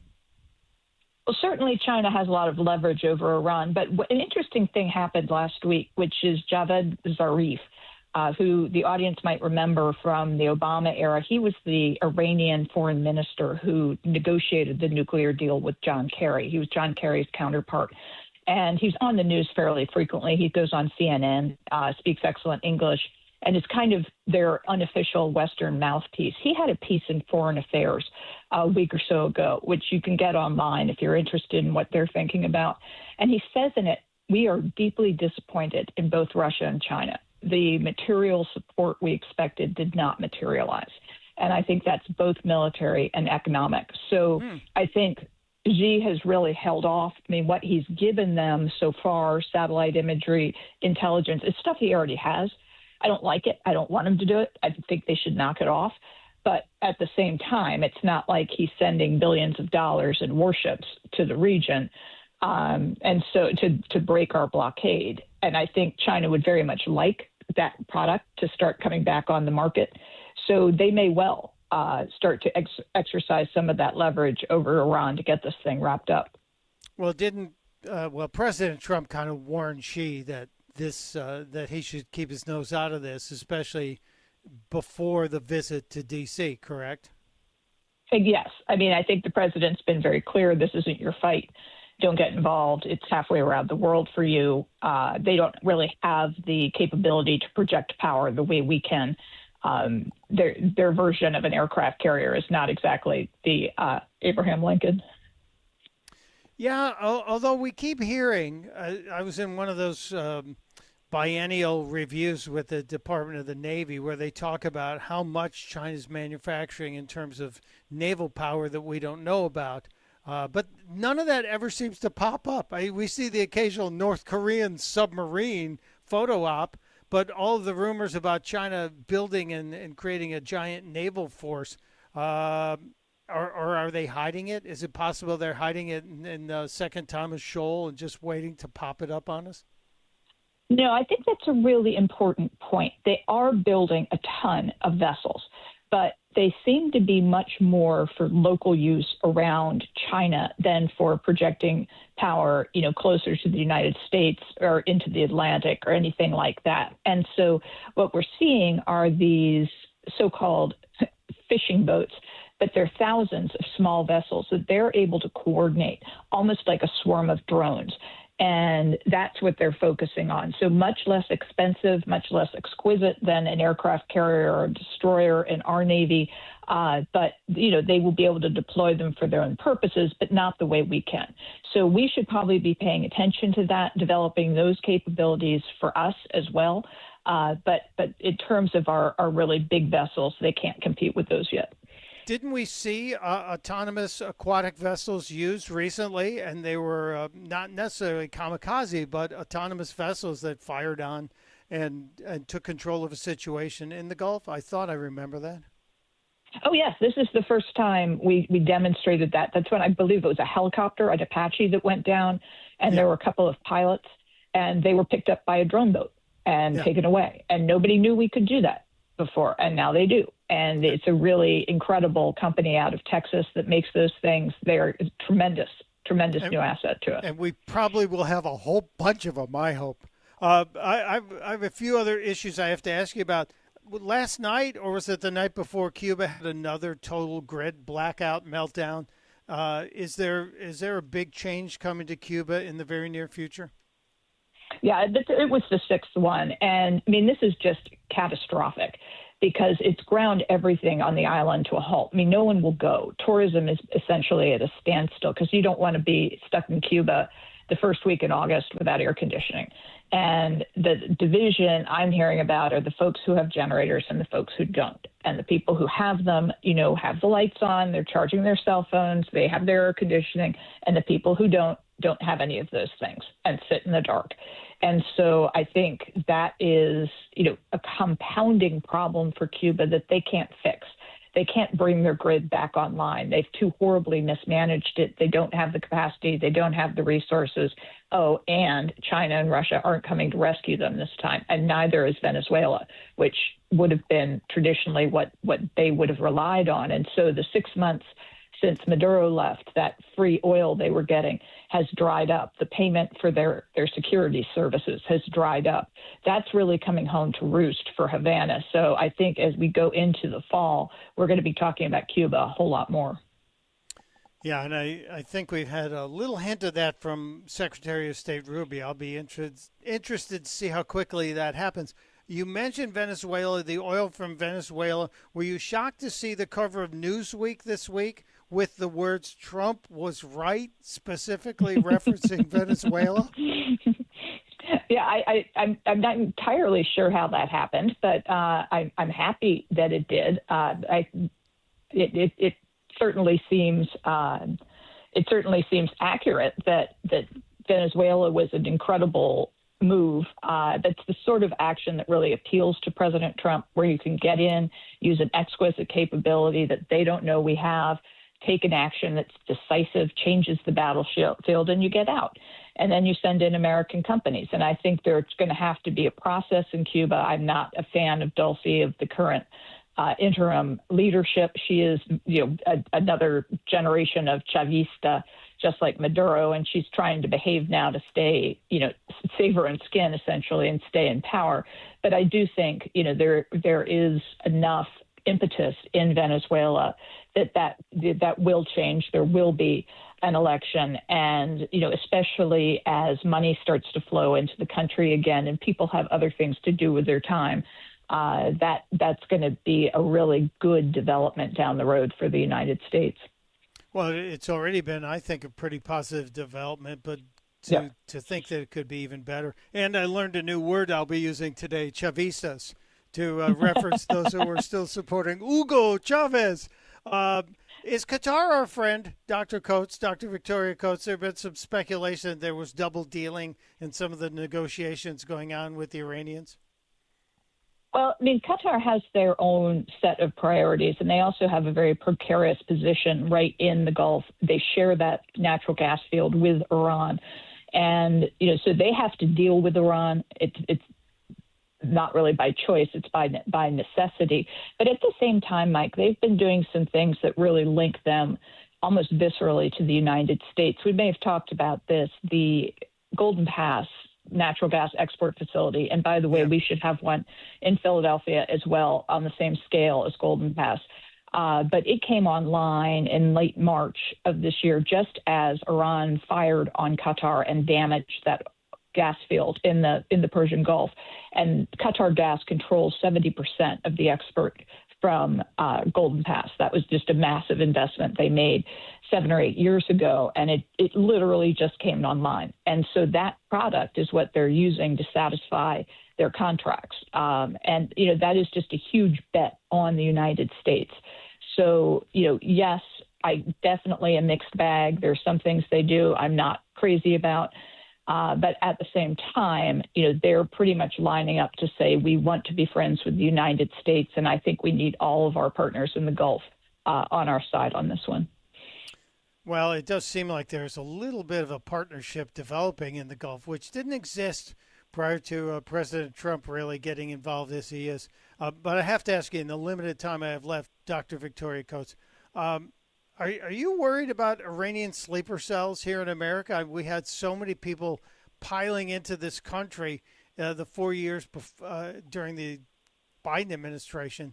Is there a concern that we have? Is that the reason we haven't gone full tilt boogie to flatten Iran, because we're worried that it might trigger a whole bunch of sleeper cells here?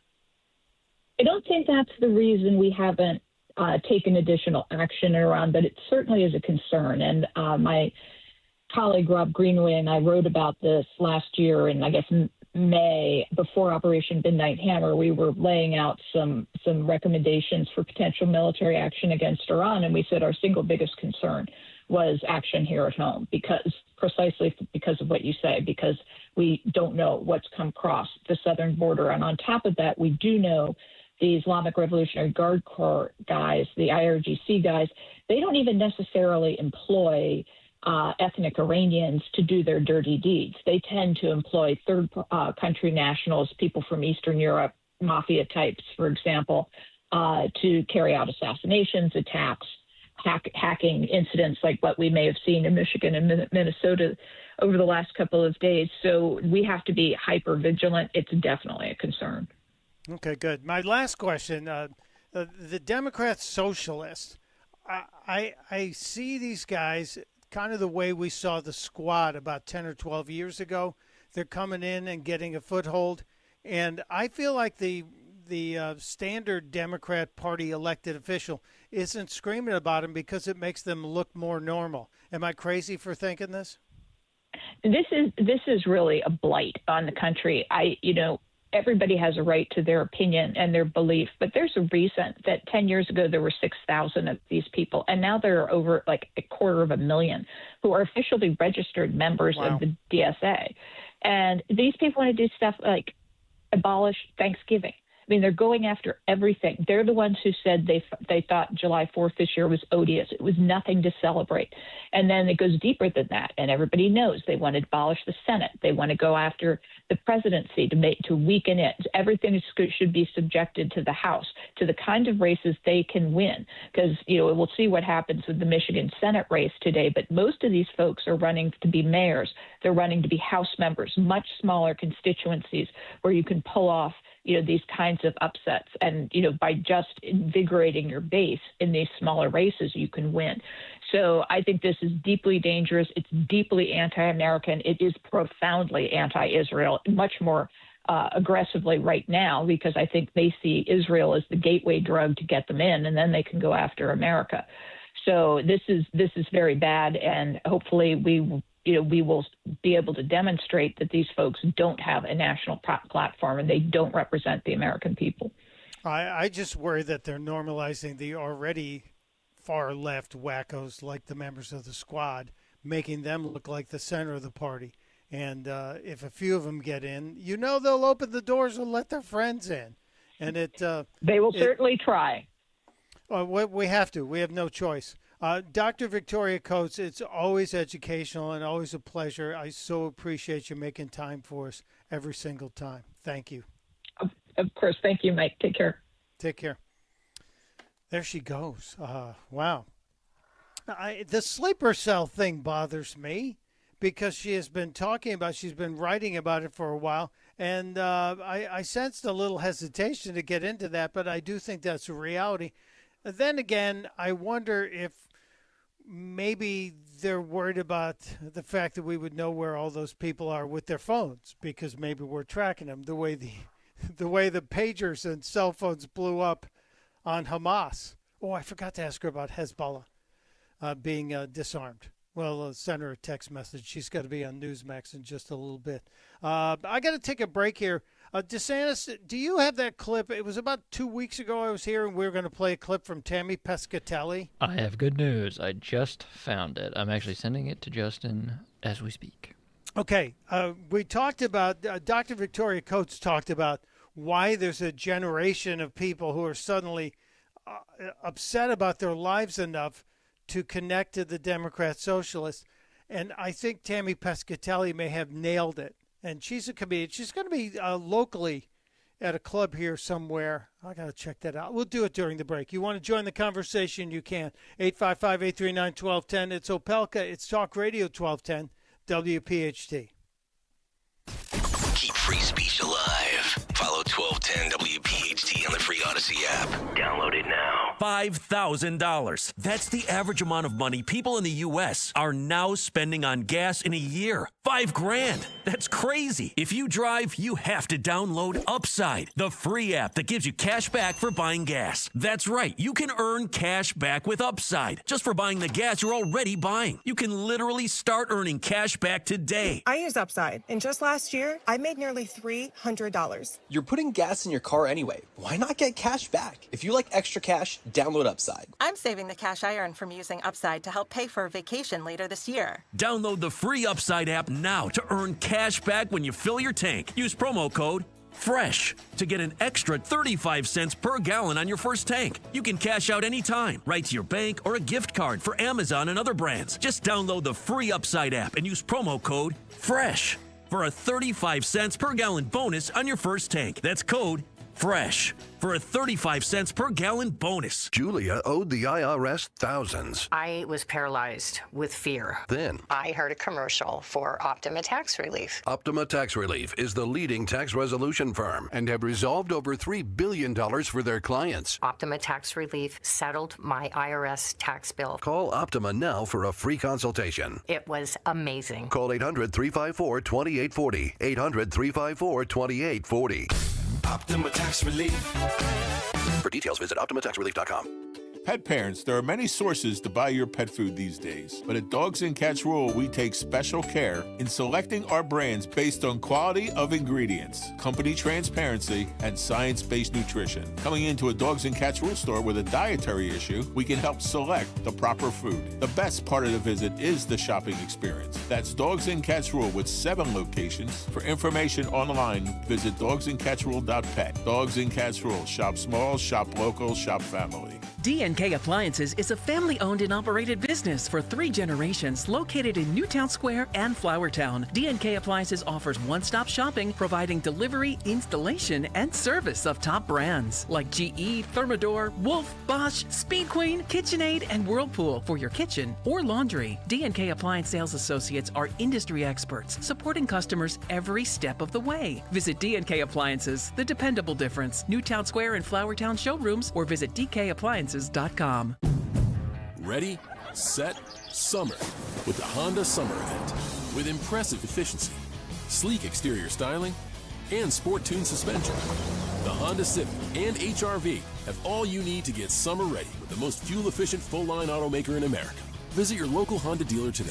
Shop Piazza Honda of Philadelphia, Langhorne, Pottstown, Reading, or Springfield today. See dealer for financing details. Based on EPA estimate of 2024 large full-line automaker fleet-wide fuel economy. EPA Automotive Trends Report 2025. When it comes to your home, you shouldn't have to roll the dice with a small contractor or pay the high prices of a giant one. At Lemus Remodeling Group, a family-owned company, you get the perfect balance. Expert exterior remodeling from a team that's nationally recognized and neighborhood trusted. From roofing and siding to windows, doors, and gutters, the Lemus team delivers quality work, honest pricing, and a home that feels brand new. Call 610-GO-LEMUS to schedule your free consultation today or visit their website at golemus.com. Lemus Remodeling Group. Trust Lemus for a lifetime. Uh-oh, Brad's buzzed. Oh, yeah? Yeah, he's starting with the woots. And now a speech. I just want to say that friendship is about heart and brain. Who's with me? Good thing is, he knows when he's buzzed. And my brain is saying, when it's time to go home, somebody call me a ride. Love that guy. Me too. Know your buzzed warning signs? Call for a ride when it's time to go home. Buzz driving is drunk driving. A message from NHTSA and the Ad Council. Hair Volume from New Nordic will make your hair look thick and healthy. Hair Volume is available online at Amazon and newnordicusa.com or in the hair care aisle at your local CVS. Now back to the Piazza Premium Automobile Studios. Powering your drive with 10 brands and 20 locations. This is Talk Radio 1210, WPHT.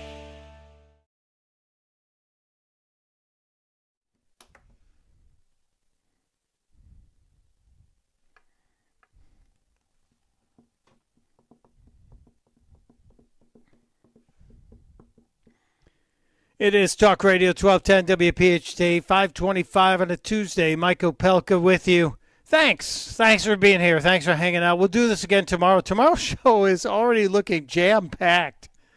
If Dr. Roizen makes it in, if Lauren Fix, the car coach, joins us, Billy Hallowell, faith writer extraordinaire, may be joining us as well. He's got this crazy new project he's working on, and I got to share it with you. But we just talked with Dr. Victoria Coates.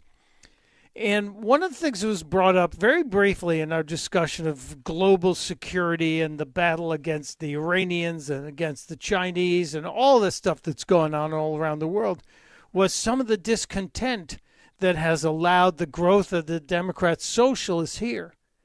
And we're constantly being told that there's this group of young people. When I say young people, I mean under 30. Who are saying that they can't get ahead, they can't compete.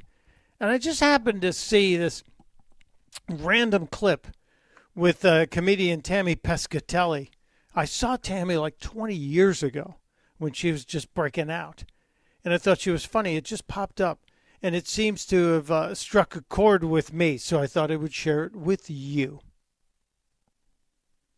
See this all the time. You're upset because you're like, I can't afford a house. You blame us. Okay? I mean, I don't know that that's true. I think you make way more money than we ever did, and houses are more expensive, but it's kind of the same. But I also tell you why you can't afford a house if you really want to know, and you're going to get mad. But it's because you look good. You do self-care. You've been doing self-care since you're 12, 14 years old. You go get manicures and pedicures, even if you're guys. If you're a girl, you get your hair extension, thousands of dollars, your hair cut, your teeth are perfect, they're white, they're straight. You got a boob job, a nose job, no job, but you literally, okay? We were a little fugly, but we have houses. All right? We did at-home perms and Aquanet, all right? If you were a dude and you went bald, you were bald. You bought a hat. You didn't fly to Turkey and get your ass hair put on your head. Costs a lot of money. That's why you can't afford a house.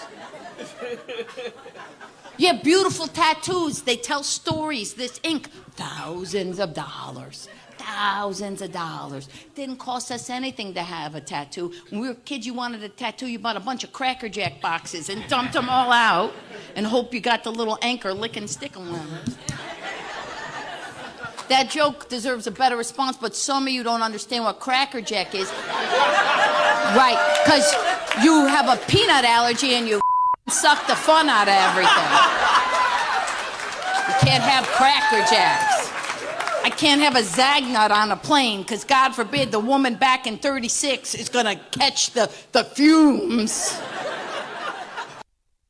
She's very good, and she's very accurate. I often am amazed at people who bemoan their financial situation, but they are leasing more car than they need. They have tattoos. They use DoorDash. They are just seen with their latest Starbucks drink, pouring it into their Stanley Cup.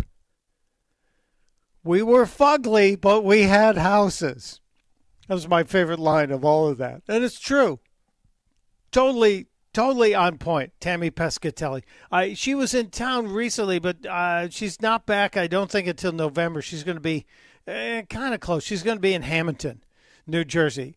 And if I'm around, we'll try and get her on to join us because she's really funny. Very well done. Very well constructed stuff. Couple of the stories I have to make sure we get to. We've talked a lot about the Democrat socialist, but 2028 is sneaking up on us. The 2028 presidential campaign will begin officially the day after the midterms. You will see it all start to come together. All the candidates will step up and say, I'm going to run. But a few of them are already doing it. And the two that are currently at the very top of the Democrat list, because I think we already know the Republican list, the likely list right now is Vice President Vance and Marco Rubio. And personally, I'll say this right now, I've been a Marco Rubio fan. I think he has what's known as presidential timber. So I don't think there's going to be that big of a battle in the Republican Party, but there will be a battle in the Democrat Party. And it's going to be from a bunch of insiders and a few outsiders. Making a prediction here. But the two currently leading the charge are Kamala Harris and Mayor Pete. I know that sounds weird. Gavin Newsom is behind them in the polling. It's currently leading in all the polling data. It's Kamala Harris and Mayor Pete. And I couldn't be happier to see that because those two losers really are... should be very easy to beat. But the interesting thing to me is they both made statements in the last couple of days that seem to tell us that they're on the same page. They've got the same playbook. Let's start with Kamala. I think she was at like the Urban League recently and said this. We need to revisit the Electoral College. We need to revisit the point of expanding the court to 13 justices like we have 13 district courts. We need to revisit, if they so want, statehood for Puerto Rico and D.C. Yes. If we regain control of the Senate, I served on this committee, the Senate Judiciary Committee, when I was in the Senate. Only the second black woman elected to the United States Senate after Carol Moseley Braun.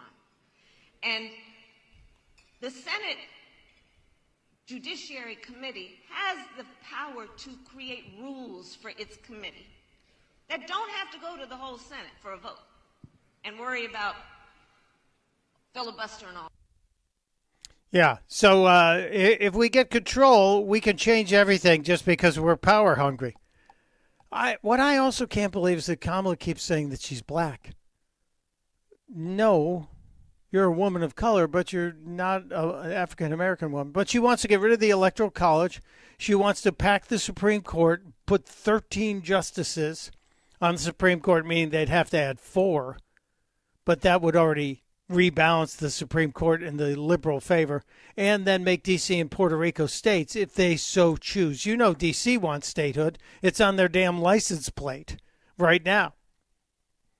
And if Puerto Rico and D.C. get to be states, it's a pretty good bet those will be 4 more Senate seats to Democrats. They'll never change.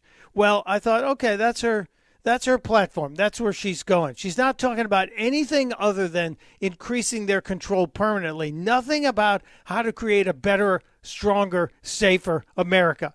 Nothing. It's all about power. I thought, well, maybe Mayor Pete's got a different take. He doesn't. You're keen to remove the Electoral College and do it based on numbers, the quantity of votes for either presidential candidate. And I still can't believe that anybody considers this radical. Like, to me, there's nothing radical about thinking the person who gets the most votes ought to be the winner. But I think people haven't thought through how much benefit would come from that. If we did that, there are so many votes in red and blue states that you couldn't ignore anymore. Like, if you were running for president as a Democrat, you'd have to go to Texas. Yeah. And even if Texas is still going to vote mostly for Republicans, you'd have to turn out every Democratic vote you could in Texas. And I just think we'd be so much better off if a Republican and Democratic candidate were competing over Texas. And by the way, New York, even if New York is definitely going to vote more for Democrats, a Republican candidate would have to come to New York. And states from Alaska to Rhode Island, so it's small states too, that get ignored now, would finally be part of this competition. So yeah, Electoral College for sure. Supreme Court needs to change. Court. What would you do to the Supreme Court? I would have term limits, more justices, and some process that makes it less partisan who the justices are. Some different ways to do that. The one I think is most interesting is called the balanced bench proposal. We have a mix. But anyway, the point is it needs to change. Yep. So he would go DEI on the Supreme Court. When someone says a balanced bench, and then, but the details, you're probably not smart enough to understand them. The removal of the Electoral College would be the end of America having fair elections that represent smaller states. It's one of the most brilliant constructions of any form of government, the Electoral College. Now, there are a whole bunch of people, Democrats, who would like to change the way states allocate their electoral votes. Most states are winner take all. But there's some states that would like to say, okay, if your party gets 60% of the popular vote, you will get 60% of our electoral votes. And then there are a bunch of Democrats who say whoever wins the national vote total will get our state's electoral votes, which means you're telling the people in your state they don't matter. It's ridiculous. Telling the people in your state that if you don't, we're going to give all of our electoral votes to whoever wins based on the popular vote, meaning New York, California, Illinois. Florida and Texas have pretty good-sized votes, but they're going to go with the total vote. It's really kind of strange. Very strange. And then I have to shift gears here to go to a different story. We kind of talked about this during the break. DeSantis, did you ever have a squatty potty in your house? I did not. I have a friend that swears by the squatty potty, but I've never used it. And the squatty potty crowd, they're very pushy. They're always telling you, oh, you got to try it. It'll change your life. I'm not buying it, and I'm not using it. So you have a friend who has one, and I'm sure you've been to your friend's house or apartment. Did you see the squatty potty in the bathroom? Oh, I saw it. My buddy Justin, he might be listening right now. He's constantly pushing that thing on people. If you use his bathroom, he'll point it out and tell you got to try the squatty potty. first of all, I think visiting friends. Oh, I'm not comfortable using the bathroom of friends' home at friends' homes for that kind of purpose. No, no reasonable person would be. No, but so just for somebody telling me, hey, you gotta try the squatty potty. When I worked at the Blaze, Beck had a bunch of squatty potties in the employees' bathrooms, and somebody was, they were in every stall in every bathroom in the Blaze headquarters down there in Dallas. I think they've moved out of there since, but they had squatty potties in all of them, and I just thought that's so bizarre. And then there was someone who was asking people, well, did you use it? How did you feel? I'm like, do we really need a vote on this? That squatty potty crowd is very vocal. They're kind of culty. I agree. If you ask me. It's disturbing. They're a little bit culty. Nobody should be focused on number 2 that much. I think we need to leave it. And then I'm reading the People magazine online, and I saw a story, and I said, wait a minute, what? Have you heard of the poop shoes? I'm ashamed to say I have not. I'm happy you have not. These, back in the 70s, and some of you listening and watching on the YouTube channel will remember this, back in the 70s, there were a lot of platform shoes, let's call them, that they were 5 and 6 inch foam shoes where your shoes would be on top of it. You'd instantly be a lot taller. But somebody took the concept of the squatty potty and the platform shoes and merged them together.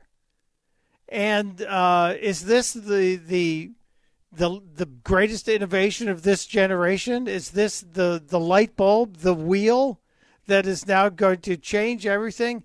These toilet shoes, or some people call them S shoes, are apparently accomplishing the same thing as the squatty potty. But do you walk around in them or just put them on when you go in the bathroom? Look at the heels on these things. It looks like something Ron DeSantis would wear to a debate. Yeah, if you put them on, very good. That's very, or Marco Rubio, if you look at there's a gut health brand called Let Loose that sells supplements as well, but they're also letting people know they're making squatting sexy again by using these shoes that I have no idea. I would rather have the squatty potty hiding in the bathroom than have anybody walking around with let's call them poop shoes. Poop shoes. I want to know who's buying these. That's what I want to know. So if you're a fan of the supplement company Let Loose, you know what I'm talking about. You can see it. You should put that picture up again. That lady. They're only $69. This is a steal. Oh, I don't know. But it looks like they only come in women's sizes. Or is it one size fits most? I'm not sure. I'll also post a link to the People magazine story, so those of you who think this is Bravo Sierra will have proof. The sizes, if you got a foot bigger than 12 and a half, you're cooked if you're a guy with a foot shoe size higher than 12 and a half. Yeah, I think my nephew's 17. Oh, he's out then. Well, it'll be good. His birthday's coming up. I won't be able to send these to him. You'll have to weld 2 pairs together. $69 if you want a pair of the poop shoes. And they are available in small to large. Apparently, the large have already been sold out. So the big people are in more need of this than I better take a break before we get in serious trouble. When we come back, we will find the big stories of the day to wrap up the day. And you're welcome to join us as well. 855-839-1210. It's Opelka on Talk Radio 1210, WPHT. Veterans and active duty service members, when your call to service ends, your mission doesn't have to. Go from GI to IT in just a few months at My Computer Career. Prepare for a high-demand career in cybersecurity, protecting people, systems, and institutions from real cyber threats. Cyber warriors are needed now. Will you answer the call? Go to mycomputercareer.edu/CWP to learn more. That's mycomputercareer.edu/CWP, an elite CompTIA certification partner. VA education benefits are available to those who qualify. Everywhere you look, things are getting more expensive. But at Consumer Cellular, we're lowering the price for those 50 and up. Now you can get unlimited everything for just $35 a line. That's $35 a month for unlimited talk, text, and data. Switch to the carrier ranked #1 in network coverage and customer satisfaction and get unlimited everything for just $35 a month. Call 1-888-FREEDOM or visit Consumer Cellular online or in-store today. Price includes $5 credit for autopay and e-billing. Taxes and fees apply. Data speeds reduced after 35 gigabytes. Rankings done by 2025 ACSI survey. Summer's winding down, and now's the perfect time to get your home organized before fall arrives. Whether it's the master closet, garage, pantry, home office, or mudroom, Closet Factory Philadelphia designs custom storage solutions built around the way you live. A more organized home means less clutter, less stress, and more time enjoying what matters most. This August, make organization your next home improvement project. Visit ClosetFactory.com today and schedule your free in-home design consultation. Closet Factory Philadelphia, custom organization designed for your life. You don't need another opinion, just the facts. What caused that crash on the Schuylkill? Will it rain before the kids' game? What happened at the school board meeting last night? At KYW News Radio, we don't take sides. We take notes, delivering the information you need to make the best decisions for your family. The news you need whenever you need it. Depend on KYW News Radio, Philadelphia's most trusted news leader for more than 60 years. The working families of Long Island Labor's District Council of Pennsylvania, D.C., Maryland, and Virginia are proud contributors to all aspects of growth in this great city. The Labor's District Council provides safe, well-trained, productive workers who enable projects to be done on time and under budget. We appreciate our signatory contractors and their commitment to fairness and equality. Laborers, we're building a better future today. Brought to you by the Laborers District Council Licit Fund. Your local volunteer fire department routinely answers the call, whether it be a fire, traffic accident, or a cat stuck in a tree. But because of declines in memberships, departments have become understaffed. Your local volunteer fire department desperately needs you. Can you direct traffic, install a smoke alarm, help at a fundraiser? No matter what skills you have, you can make a difference. You don't have to fight fire to be a volunteer. Will you answer the call? For more information on how you can help, visit the Volunteer Firefighter Alliance at supportvfa.org. Let me tell you something about insurance. When you sign your insurance policy, for some brokers, that's the finish line. Handshake, commission, done. Then you may not hear from them again until it's time for renewal. But your business runs all year, so do the gaps and the risk. So go to supersure.com. If your company has more than 25 employees, whether you're the owner, CFO, or HR manager, it can be too complex to just go buy a policy online. Supersure is the super agency built for you, licensed in every state for your business insurance and employee benefits, all with year-round support for you and your team. At supersure.com, you can access tools like fine print facts. It'll translate your current policy into plain English so you see what's covered and what's not. Plus a business value calculator so you can estimate what your business is worth so you know what actually needs protecting. Go to supersure.com. One super agency, one powerful platform, all your policies in one place. Supersure.com. That's supersure.com. Paid for by Supersure Insurance Agency, LLC, a licensed insurance agency. Now, you can listen to Talk Radio 1210 WPHT on the iHeartRadio app.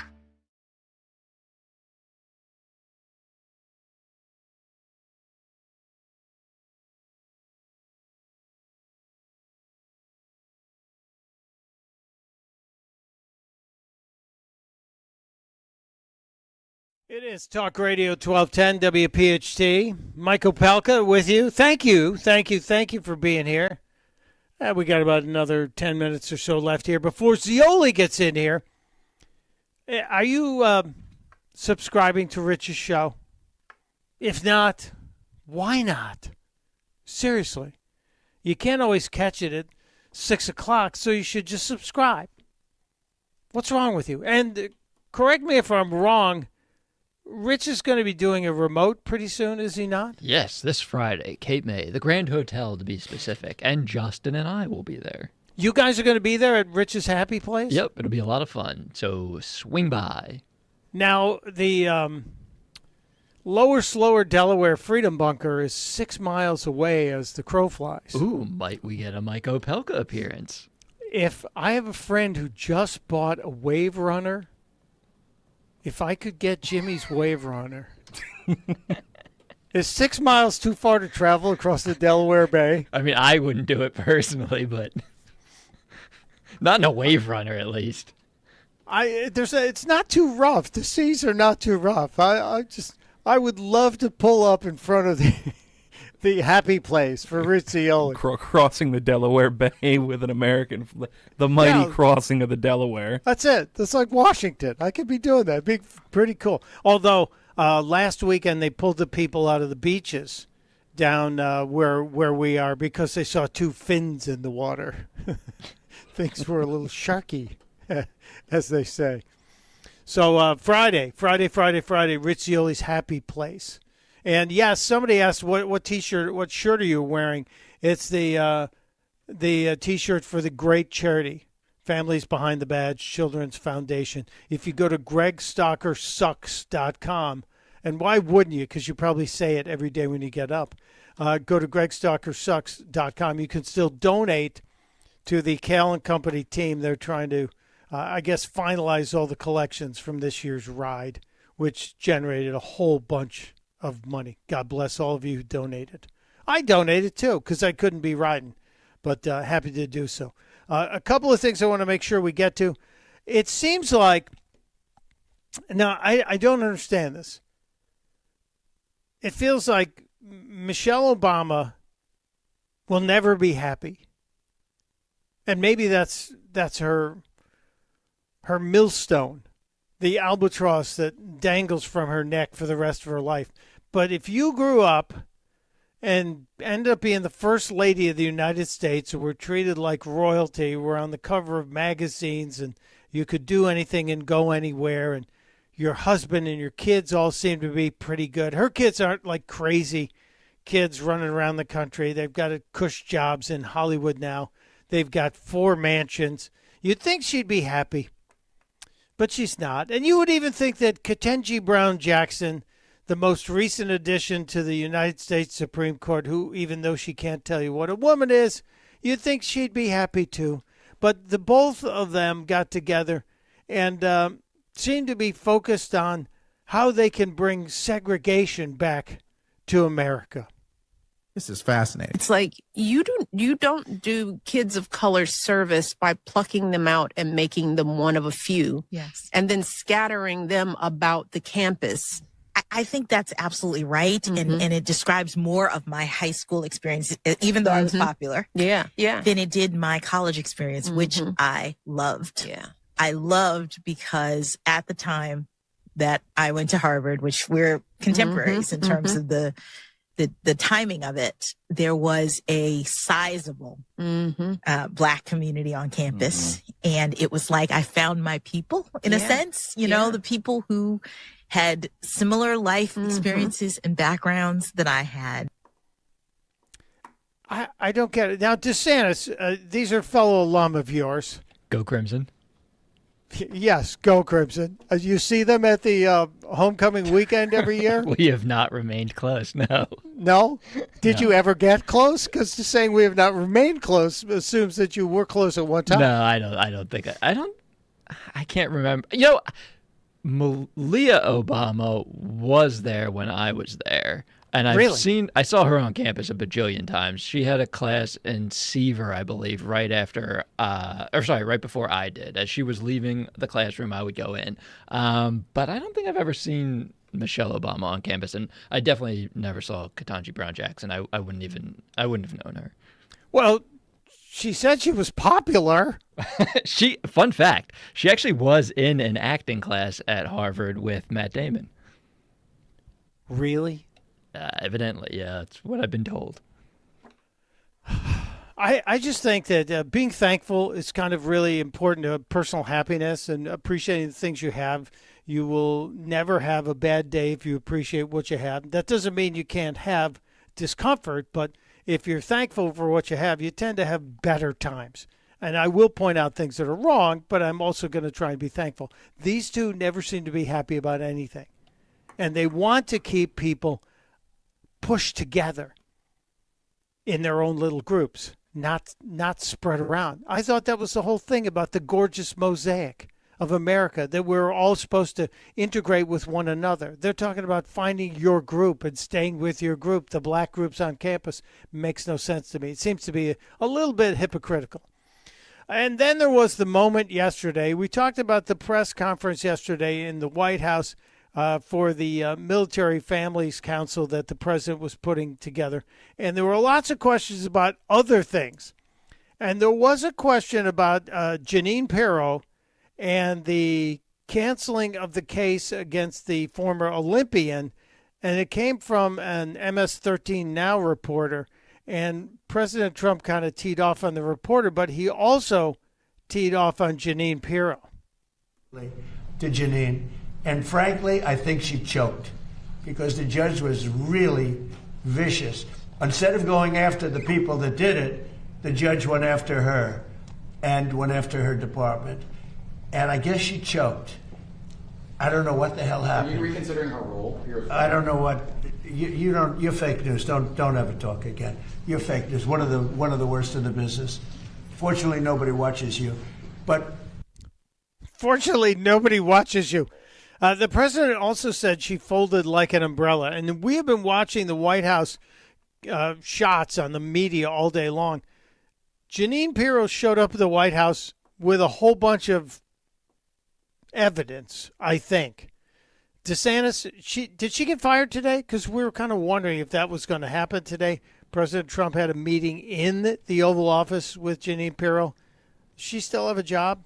She still has a job. There is an image of her circulating the internet that she's got like a big box of papers and a briefcase, it looks like, and she's dragging it behind her as she's leaving the White House. And it does kind of look as though Trump gave her walking papers, and this is sort of her cleaning out her desk. But evidently that's not what happened. No. She presented evidence to Trump, which suggests that this was a sort of a manufacturing error and not vandalism. It just wasn't constructed properly. Oh, I can't imagine the temperature of that discussion in that room today. With Pirro doesn't take any flack, but to say, because he did say as well in that meeting yesterday, she folded like an umbrella, and I'm sure that was the minute she said, "Get my evidence together. We're going to the White House." There was another funny moment yesterday. The president was asked about the United States has gone in to help our friends Japan. Their currency, the yen, has been on about a 40-year slide, but Japan's been a helper in some instances. So we went in and bolstered some of their currency to maybe help them a little bit, and the president was asking about us intervening in that. Mr. President, why is the U.S. intervening to support the Japan yen at this time? To support who? To support the Japanese currency. Because we have a good relationship with Japan. We're very strong, very, very strong financially. They are, they have a weakening yen, and they wanted a little bit of help. And we're always there for Japan. Japan's been very good to us, with the exception, of course, of Pearl Harbor. Mr. President, they were not good. What is the U.S. getting out of that arrangement? Financial benefit. Financial benefit. And it's also good for the world economy. But we make, like when we did with Argentina, I got criticized, we made $25 billion on that deal. On Venezuela, we make hundreds of billions of dollars. I make good deals. Intel, I made $75 billion for the country. I didn't make for me, I made for the country. Intel, I backed Intel. It's the hottest stock right now on the New York stock, on the various stock exchanges. So we made about $75 to $80 billion. Japan wanted to, it was really more than anything else, it was a signal of friendship. You said because the yen is weakening. A signal of friendship, our friendship, except, they've been good to us, with the exception of Pearl Harbor, that pesky Pearl Harbor member. Yeah. I don't know if we're ever going to forget that one fully. All right, I have to get out of here and make some room for Rich Zioli. And tomorrow, as I said, it looks like Dr. Royson's joining us. I believe we will have Lauren Fix, the car coach, joining us. And you are expected to be here as well, so I hope you will return. Thank you to Matt DeSantis. Thank you to Justin Otero and all of you who hung out today. I expect you here tomorrow, same time, same station. Till next time, it's Mike Opelka reminding you, enjoy every sandwich. And testudo, my friends, testudo. You've probably heard all those ads for life insurance. Just a few dollars a day, apply online in minutes, no medical exam. Simple, easy, and cheap, right? Now you're thinking, maybe I should get a quote. Well, smart thinking. Everyone should have life insurance. But here's what they don't tell you. Those few dollars a day rates, they're for young people in perfect health. That's why everyone calls Big Lou the 50 to 60-year-old not-so-perfect candidate. Like you. You take prescription meds and you're overweight. Winner, winner, fried chicken dinner. Well, Big Lou works with life insurance companies that want people like you with no surprises after you apply. In fact, if you're a 50-year-old guy with a few health glitches, Lou could probably find you $1 million of term life coverage for about $200 a month. So, yeah, you need life insurance. But